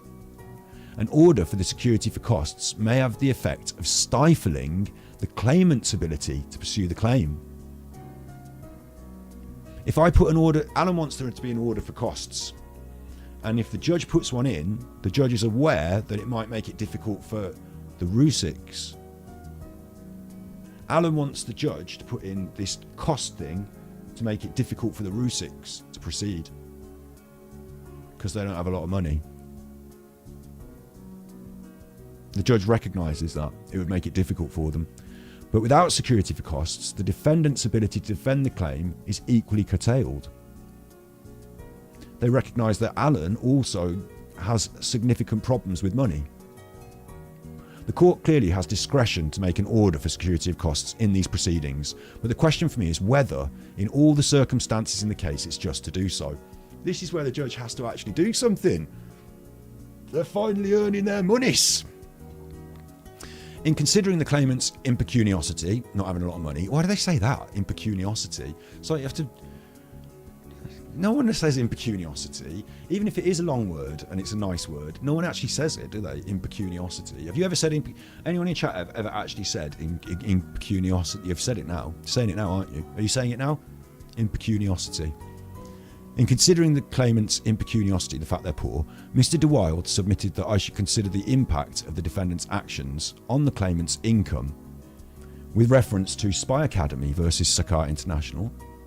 In particular, this income derived from his YouTube channel. I'm not persuaded the drop in income evidenced is clearly linked to or caused by the actions of the defendant, nor that it makes a material difference to their ability to meet the costs in this case. So Mr. De Wilde, that's Frankie Rzuceks, said, because of what Alan's been doing, I'm not getting a lot of money because Alan's ruined my reputation in public and my YouTube channel is not making me any money now. Frankie said that. Essentially, his lawyers said that, but the judge wasn't persuaded by that. They couldn't see a direct correlation between Alan's actions and Frankie's money. When considering impecuniosity in relation to a security of costs order and the potentially I mean, when I'm saying poor, I'm only joking, like poor impecuniosity, like we're normal people who live like normal people here, yeah? Like we're all impecunious, I guess, to the court, I don't know. Like when it comes to having 50 grand, 100 grand in order to like chase, well maybe you know, I don't know. Maybe some of us aren't so impecunious. I don't know. No, but like, you know, impecuniosity to that level, it's like a legal act. Like the reason they're doing it in that language, isn't it? They're talking about whether you're a normal person with normal funds or whether you've got like this lawyer money, I'm guessing, yeah?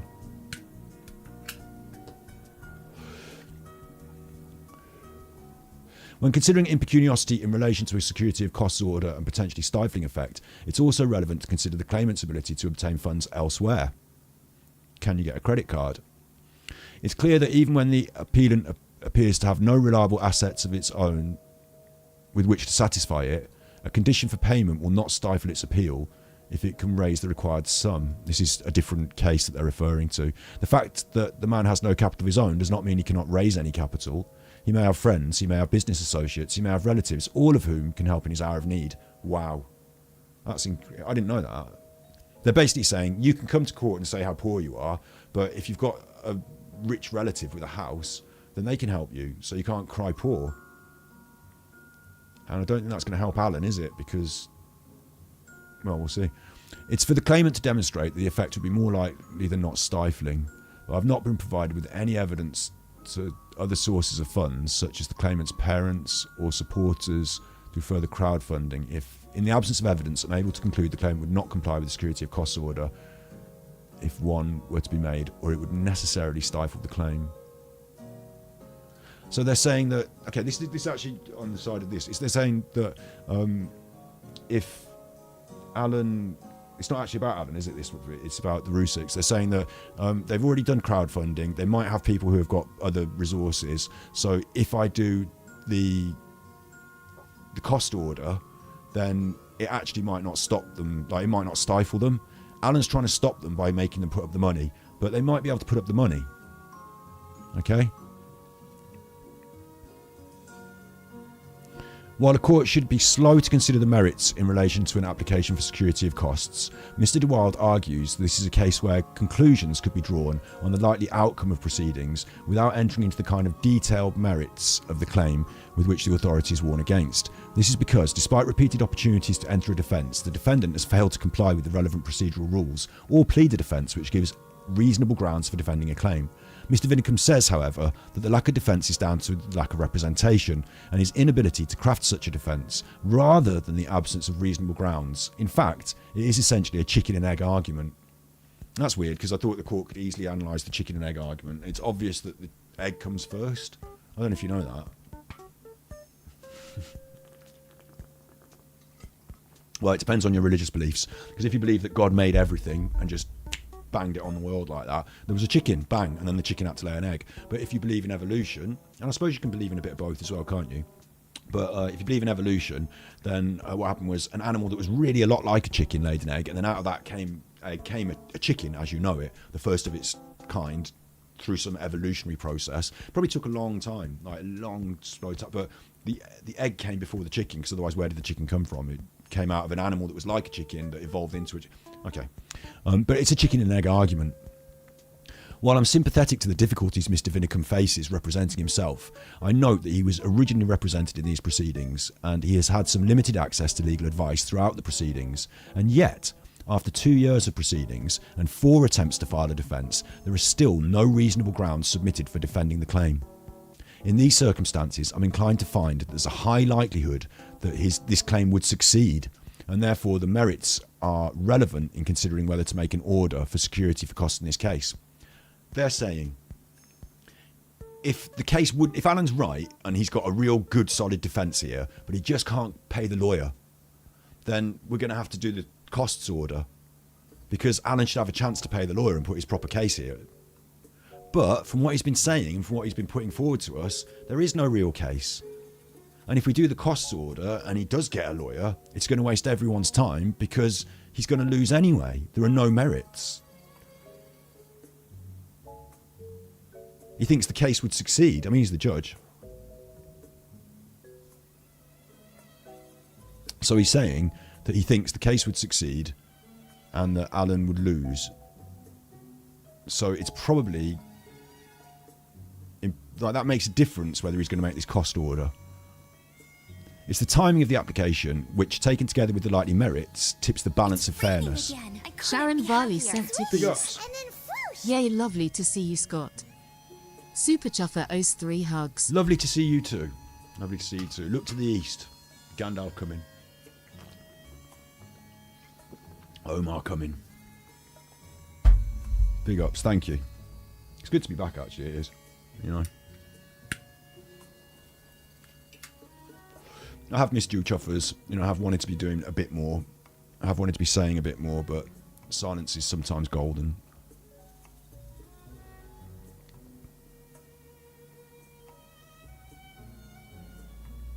So, the timing of the application.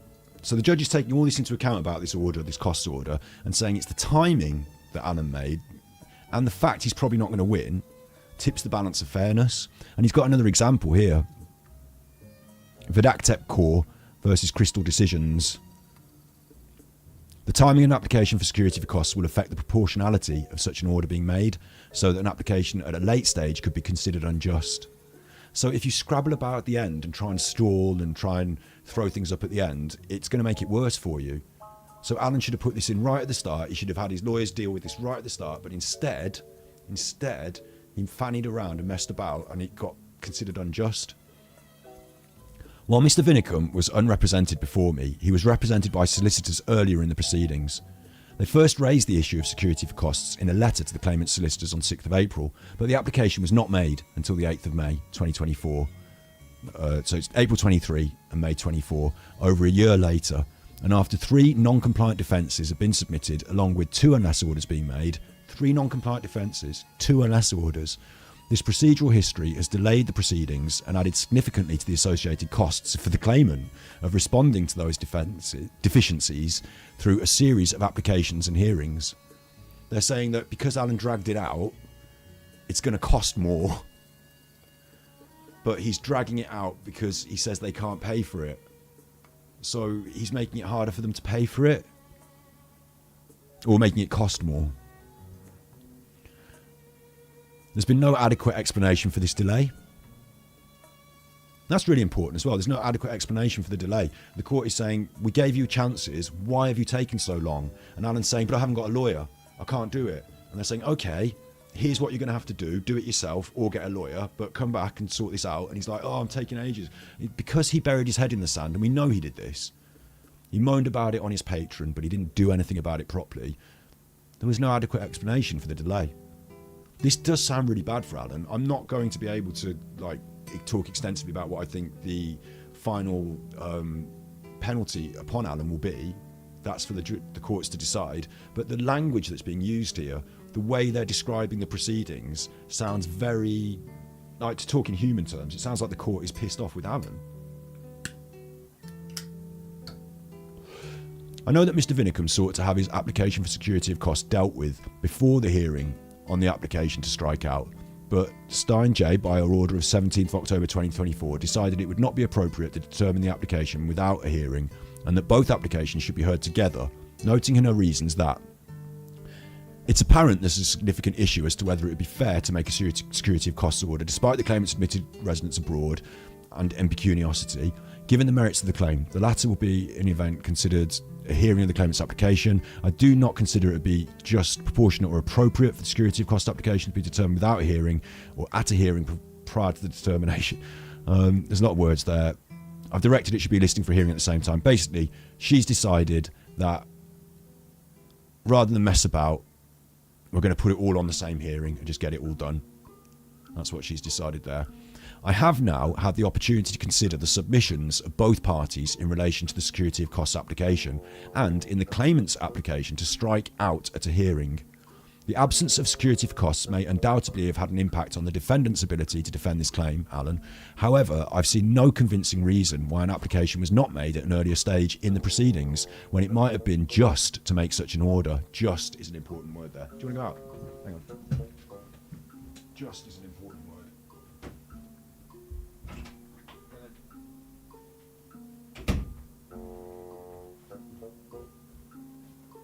Oosh.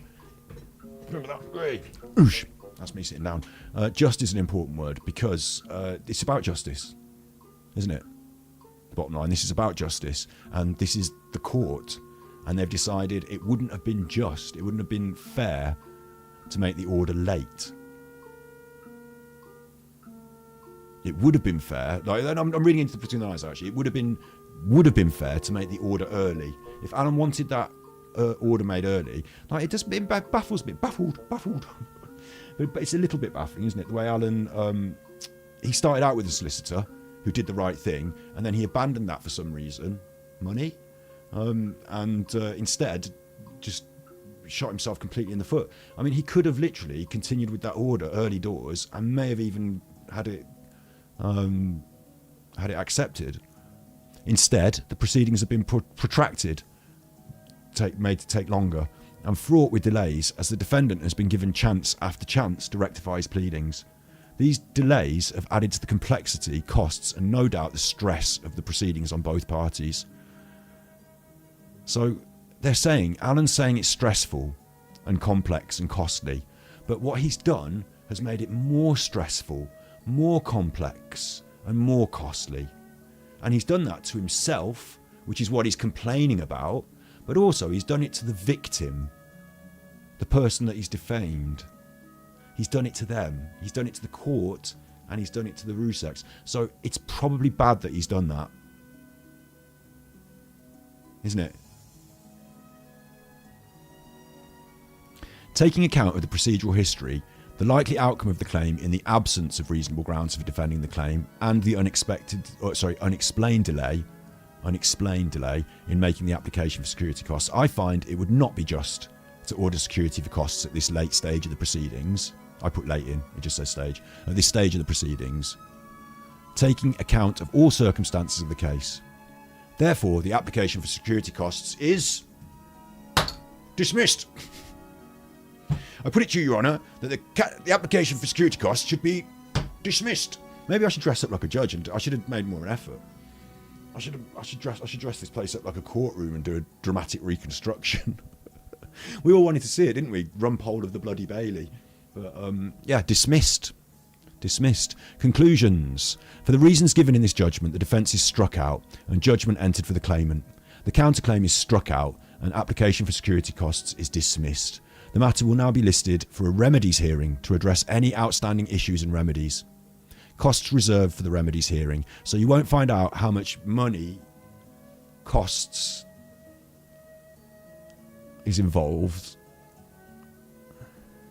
And remedies hearing, you know, my layman's guess is where they tell people who's got to pay the money. Now my guess is after all this, they're not going to want to mess about. I'm not going to try and prejudice proceedings by saying who should pay what money. You work out for yourself whether you think who should pay what money based on what the court have said, being as they've dismissed Alan's everything. He's lost everything. His counterclaims were struck off. They feel he's wasted their time. He's made it more difficult and stressful for everybody. You'll have to decide for yourself what you think will be the outcome of that. They've already listed certain costs, you know, the crowdfund, the pro bono work of the solicitors, which although they've done that work for free, it comes at, you know, they can obviously say how much their time and their work is worth. You know, you've got that aspect. You've also got to consider the costs of the court. I mean, I don't know if it comes into it in terms of like Alan has to pay for the cost of the court, this or that, but like all these like this judge, all these people, you know, this whole matter, like it's all, I don't know exactly, you know, but it's all pretty high-end stuff, isn't it? So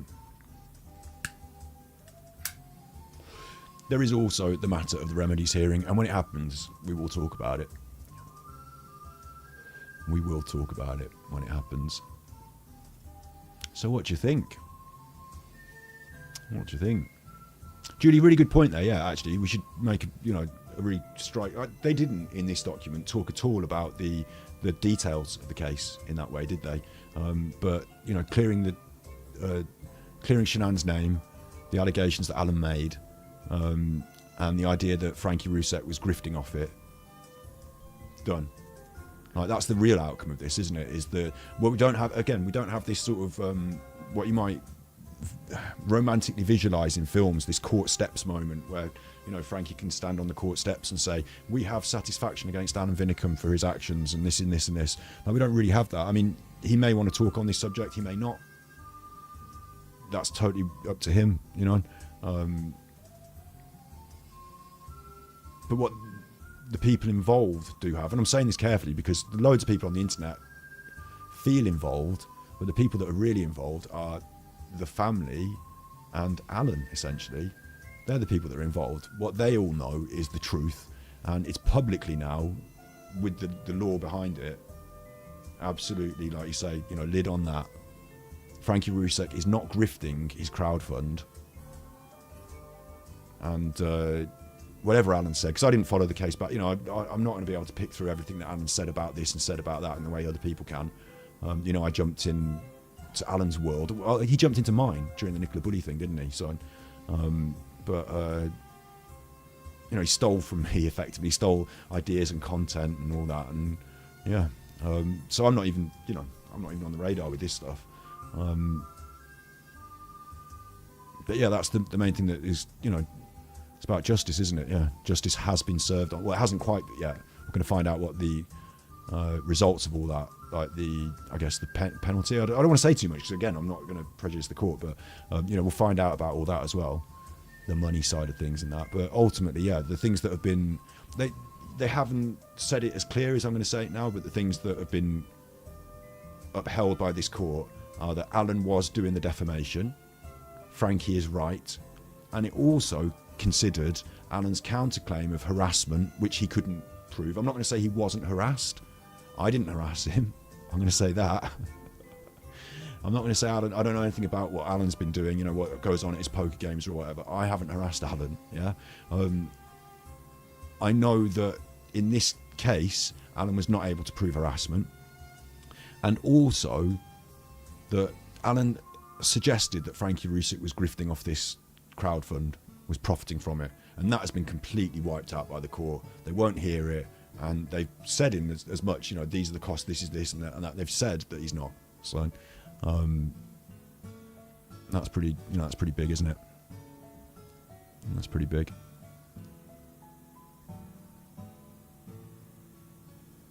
It's been a long haul for some of you, hasn't it? I'm kind of conscious of that now, actually. Like, you know, a lot of you know me for jumping in and putting my willy in Alan's mouth. But, you know, a lot of you know me from jumping in and sort of ridiculing him on the internet like the laughing stock that he is. But I only did that on my B-side channel, you know, to sort of hold him to account for the things he'd done against me, I guess. He spiraled a bit out of control. Like, the man's a bit of a bad chuffer. So, you know, when bad chuffer gets exposed on the internet, it spirals out of control. Talking about that, actually, I'll tell you what, right? If you're thinking now, you know, we've done this and it's time to filter out and stuff, yeah, I'll stick around and I'll chit-chat with you a little bit. I want to shout out what Kelly's doing on Blank Faces. Blank Faces Live. I'm going to put the link to this in the chat. If you haven't seen the recent content here, you need to see this. If you're interested in true crime and the true crime world and stories of that nature, then this is something that you're going to like. It's captivating, it's interesting. It involves online true crime people. If you go to the live videos here as well, and I'll link that as well, the live streams. Yesterday, she put up a really big, it's this 3, you like long stuff, you're here watching this. The Major Red Flags of Ron Swanson, aka Rocco, that's 3 hours. It's got all the parts and it takes you through it in a very, I think Kelly's greatest strength here is that she's very considered, compassionate, and actually, like, you'd be surprised me saying this about Kelly. We're both mad heads who scream and yell on the internet, but like calm, considered, compassionate. It's about important topics. A little bit of a trigger warning, but it's about important topics. It covers online true crime people that you will recognise maybe, and it's really serious. Like, we have a lot of laughs, we do a lot of fun stuff. Serious stuff though, that's like properly. I think she's like a good voice to be talking about it, and she's been talking about it as well, like for a little while now as well, like a few weeks now, like a week, a little bit longer. So you can scroll down, and there's some other videos here that on that same sort of topic you might be interested in. You might recognise a few faces here, like Paul Arnott, and stuff he's been up to. You might want to catch up with some of that, which I haven't been covering while I've been away. There's a few people there you might recognise. So Blank Faces Live doing important work right now, important work that you will find. If you find this stuff interesting, if you've been on this whole journey, then you will find that interesting, and it's important to support things that are in the public interest like this. She's doing really good work there. So exposing Ron Swanson, that's probably the best one to start with, maybe that, or the live stream there. I'll link that as well. Share that, copy and paste that in the old chat. I'll link that. Get on that, make sure you watch that. And yeah, now I'll just bask in the glory now. Just hang out and bask with the glory. I'll put a song on. I want to go bathroom. I've been talking for how long? Nearly 2 hours. And I'll chill with you for a little bit. Reflect on some of the things. You might have a little clip of Alan from way back when he got banned off YouTube. Reflect on a couple of things. Just think about them, reflect on them a little bit. Have a chill in a chat. How does that sound? It could be question and answer, but I'll tell you what, I'm not answering all questions about everything.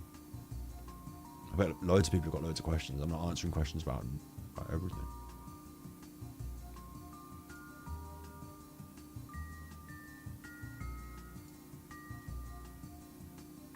Life is a mystery if you want attention. Alright. I'm going to go bathroom quickly, and I'm coming back to chit chat to you in chat. Right.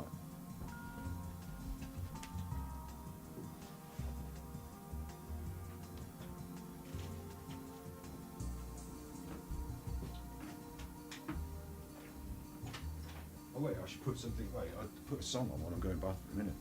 Put a quick song on while I'm going bathroom. Don't just go bathroom with no song. Give us a classic. Big bum bobber, heavy neck wobble, big dirty tummy rumble, belly sex offender, Alan gin wobble, Alan bomb bobble, Alan little kidder, belly sex offender. All I'm saying is NK, need shagging the arse off. Ooh. All I'm saying is how do you best kidnap a child? Ooh. All I'm saying is all the worst things I can think of. Ooh. Ooh. All I want is your super chats and Patreon cash. I'm the nasty, seedy fear of a man, that one banned from YouTube. The fool who ruins everything, the Armchair Detective. I'm just a sleazy boy A lie, I lied to myself. No one can stand to be around me. I have to push people in canals to feel better, to see them suffer. Big bomb bobber, Classics. heavy neck wobble, big dirty tummy rumble, belly sex offender, Alan gin wobble, Bloody hell. Alan bomb bobber, Alan little kidder, belly sex offender. Classics. Bloody hell. Bloody hell. I mean, like, how did it... You could... A weird thing for me about this, right? A weird thing for me about this is that this has been like... How long has it been going on for me? For me, it's been going on for long enough. Like, I've moved on in my life now from Alan, like, mentally. Do you know what I mean? Like, I'm just going to quickly get my channel up for just view my own channel and have a look at the live streams and just scroll back oldest to when I first talked about Alan on a stream a year ago. It's been over a year. It's been over a year, hasn't it? A dick in review, a content thief and a disgusting grifter. That was my first stream about Alan. It's called A Dick in Review, a content thief and a disgusting grifter, right? And I made that stream, it says a year ago, but it was April the 14th, 2023. So it's more than a year ago. It's nearly 2 years. It's coming on 2 years, yeah? Well, I haven't, like, you know, I've dwindled away. When we got him off YouTube and when he went on TikTok, I explained about it for a bit on TikTok. If people want to, you know, if he's on TikTok and people should know who he is on TikTok, they're not competent enough mentally to find it out for themselves. And that's kind of on them, in a way, I think. Like, what are they doing on TikTok anyway? But you know what I mean? Like, they, like, there's people like who are watching his content on TikTok and they haven't thought, who is this man? I wonder what his history is. I wonder if I can find out anything about him before I just blindly follow him and give him any monies. So, like, these skeletons are not just in his cupboard, are they? They're all out on the internet. So I think we've done our work there. And, you know, that's kind of that. But, yeah, so it was over a year ago. Disgusting grifter. Took my content, grifted off it, you know, and all that. We don't like grifters, do we? So, yeah, like, how has it gone? Like, for me, I'm thinking to myself, like, you know, like, this has been... There was a year strong, and then, like, it's dwindled off. I'm completely mentally... Like, and I hope this is a good lesson for everyone in chat. I mean, I hope this is a good chat for us all, in a way. Like, we can all mentally move on from it. Alan doesn't have to dominate your life. We can have a laugh at him at his expense every now and then. Like, we can. That's totally legit. You're allowed to do that. Like... But mentally, like... I don't really care what Alan does. Do you know what I mean? Like, I don't wake up in the morning and think, I wonder what Alan's doing. Like, I know what he's doing. It's horrible. And like, it's another one of these where you prove someone's a liar so many times. I mean, how many times do you need to prove someone's a liar before you just fucking ignore what they're talking about?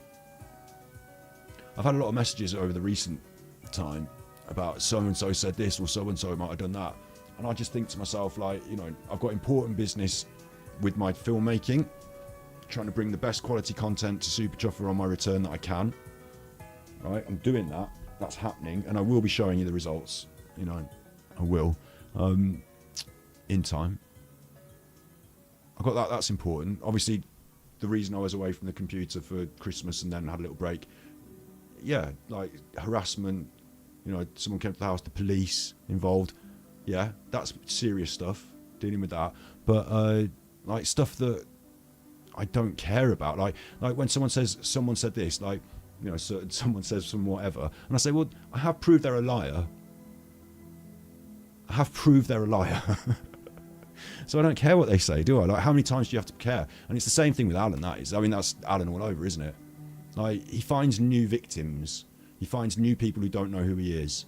And that's his only way of surviving on the fringes of the rim of the toilet of social media at this stage. So, I don't need to care anymore, do I? I don't need to care. If it does something that's interesting, we can talk about it a bit. But like, do you agree with me in chat there? Like, do you feel like that? Like, it's interesting as well because the channel I'm talking to on Battery Exhausted will continue as well. We're going to come back and do streams here, and we're going to do content here. But like, the tone and the style will evolve, won't it? Like, it was never my intent to get dragged into rolling around in the mud with an idiot on the internet. Although I did enjoy it for a while. But yeah, so how do we get there? I'm saying for me, that's been like a while. For the poor victims of the actual real crimes, you know, that's a real thing that happened, and it's not going to be, you know, forgotten quickly, like I say. And they've been going through it for a lot longer as well. So I feel for them in that way. Like, they must reflect on this and be like, this dragged everything out in a way it didn't need to be, didn't it? Like, it's very interesting. And listen, this is me talking now after all that. If the court want to not watch, and I'm not prejudicing the court, thank you very much, because this is me talking to my chuffers in chat, you know, to my friends about what I think about certain stuff. It's just ideas. The way Alan behaved through that court case was to drag it out, yeah? Drag it out. And then what he's done has served to drag it out. And I think when you consider, you know, what Alan thinks he's dragging out is his defence. Have you got money? I'm this big guy on YouTube. That's what Alan's dragging out. You know, he pitifully will not just leave after being told, sort of thing. Yeah? Like, however, what he's really dragged out is the pain and anguish and the ability to move on and heal. Although you never move on, like, these things don't go away in that way, but, you know, to move forward. And, you know, and that thing, Alan's hindered that, hasn't he? He's dragged that out as well. So I personally, and this is my personal belief, not trying to prejudice the court, but this is my personal belief, is that they will understand that deep in their hearts, whatever you say, and it won't help Alan. In fact, it will make it worse for him. Quite bad indeed. That's my thought on that. But yeah, like, for me, like, reflecting on it here, like, personally, you know, I don't want to drag out Alan's existence in my mental space in my life much more than that.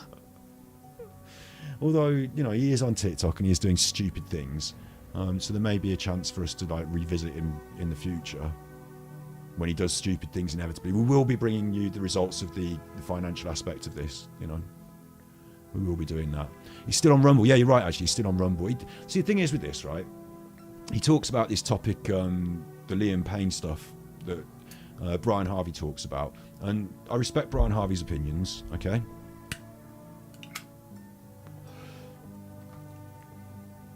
I respect his opinions. If Alan's stealing a lot of his ideas and I react to Alan and say Alan's stupid, I might effectively be saying Brian's stupid. I don't want to do that. I don't want to be part of that conversation, thank you. And like I said, he's on the rim of the toilet of the gutter of social media, Alan. He's, you know, he's not important enough to care what he's saying at this stage. Like, his content is terrible. He doesn't get any views on it, and the people that he does get viewing it are naive enough to view it without question. So that tells you something, because you know what he's like. He makes up loads of bollocks, and, you know, he's probably added a load of bollocks in there that Brian Harvey never said at this point. But I don't want to be. I'm not a true crime YouTuber. I'm not like, you know, I'm not Alan. Do you know what I mean? So I don't have any response to any of that. So yeah. But I hope you're interested in a continued journey as I get back to streaming. As I get back to, I'm really eager. I'm really keen to show you what I've been doing with this. And I know in my heart that you're going to be, I don't want to say impressed, but you're going to say, this is exactly what he was talking about. Interviews, on location, interesting. You know, he's bringing us the content that he promised he would. A little bit late, granted. A little bit late. And these things do take a little bit of time, the production, you know. But, you know, look out for me. Look out for me. I'm coming. Back on Super Chuffer. And I'll find a way to regularly be here on Battery Exhausted with, yeah, you know, with you chuffers. So yeah, I think we've done a good thing here tonight. I think we've covered that. I think it's been fun. Tried to keep it relatively... I mean, there's an undertone here of a serious topic, so I don't want to go too, as I said at the start, willy in the mouth on this. But yeah, Alan's had his day... No, he hasn't had his day in court because he wouldn't submit a proper defence. So instead of being able to have a day in court, he effectively forced them to rule against him like some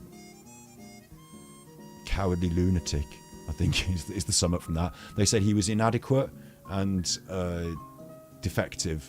Well, not him, but his approach to it, his defence. And he will feel thoroughly jaffed off with that, I think. And especially with the idea that costs will now follow. He hasn't done a rumble, talking to the audience about this, but if he does, maybe I'll cover that. Yeah. I'm very grateful for all your support. I'm very grateful for all your patience. And should download Twitch again. Yeah, good shout. I'll be back on Twitch playing games and stuff, yeah. The whole, me coming back to the internet will happen. I've taken a break, essentially, from the internet for a bit. All things related. I haven't been chatting to people on the old Discord or whatever. I took a break, and it was good for me. It was Christmas, and I had a good time. And I'm grateful for you for being patient for my return. And I understand memberships and subscriptions and all that. Have them on, have them off, do whatever. I'm just grateful, returned to support from you chuffers. I'm grateful, and yeah. Gratitude is key. Yeah, I'll be back on Twitch soon, playing video games and having fun. I didn't line up a finishing song. I didn't line up a fine one. Hang on.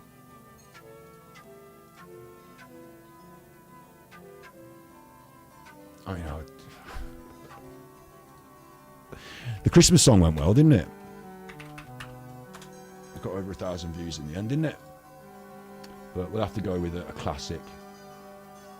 I don't know. It's a hard choice because I want to do like one of Alan's stupid Alan song, but then it's a little bit raw, isn't it, in some ways? But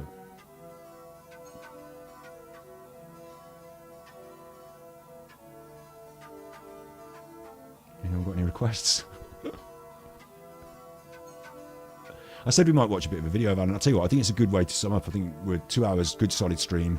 I think we're not going to watch Alan and react to him. I think we're just happy with what we've done here, yeah? And I'm grateful, and we've done a bit of summing up there as well. So,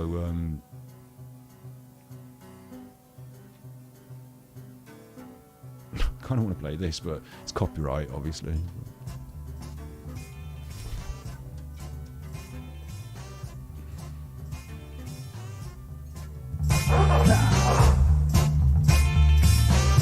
That's where you get into that because it's copyright. What a plonker the man is. What a solid gold 10 bob plonker.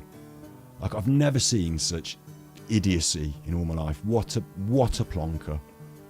What a full-on plonker. Right. Listen.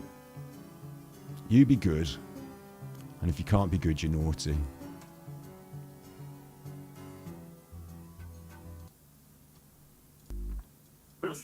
The best one on YouTube.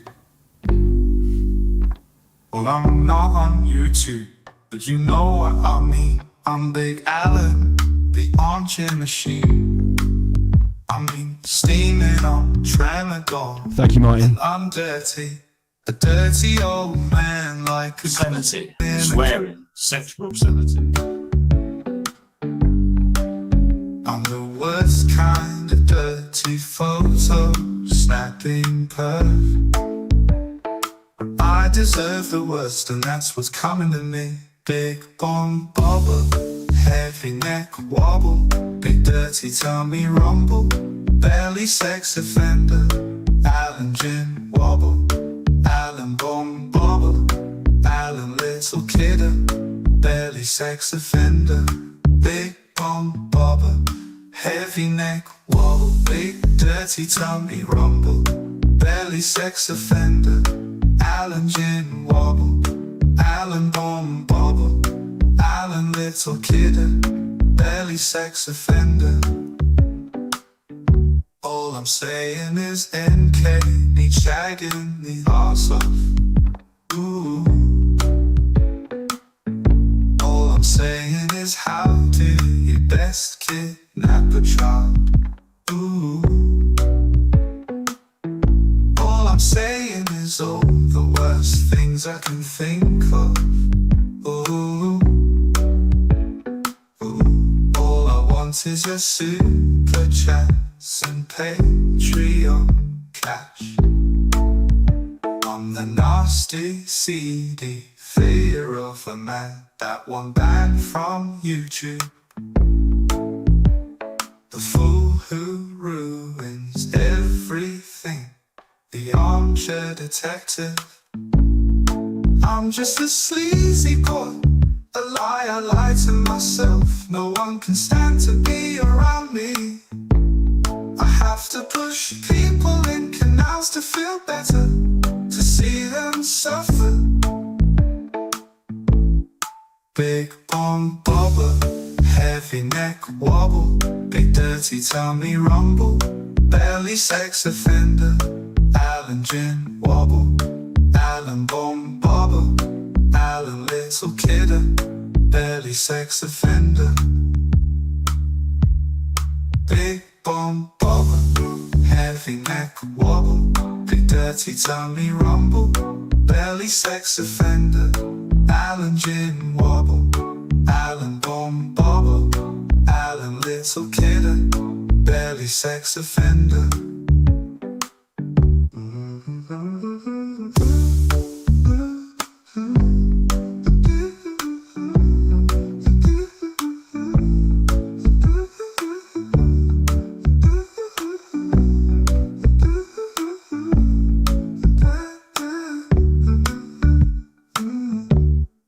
Big bomb bobber, heavy neck wobble, big dirty tummy rumble, belly sex offender, Alan gin wobble, Alan bomb bobber, Alan little kidder, belly sex offender.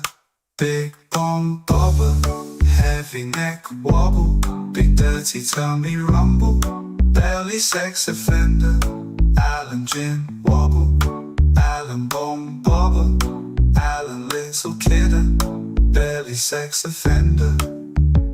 Shouts out to all the chuffragettes. Shouts out to Dover and Dolly's mom.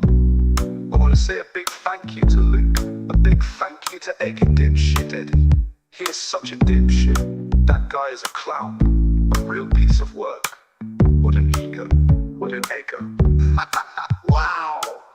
I'm Big Bad Alan. This one is for you, cartoon lady. Val, sex mad Val. Found yourself a man yet? Come on, come to Alan. You know you want me. Ooh, big bomb bobber, heavy neck wobble, big dirty tummy rumble, belly sex offender, Alan gin wobble, Alan bomb bobber, Alan little kidder, belly sex offender. Big bomb bobber, heavy neck wobble, big dirty tummy rumble, belly sex offender, Alan gin wobble, Alan bomb bobber, Alan little kidder, belly sex offender. Isla track queen, she is my saucy angel queen. All right, Alan, we don't need to hear about what you think about Isla Tracure and everyone else. Make sure you get on Blank Faces Live, these streams. I'm going to copy and paste it into chat one more time. Kelly's been doing some really good work there. It's well researched, it's interesting stuff. It's got a serious point. You'll be shocked, you'll be surprised. Yeah, make sure you get and watch Blank Faces Live, recent work there. Seriously. It's on the videos. It's on the live stream there, that one. It's in the chat. You be good, and if you can't be good, you're naughty.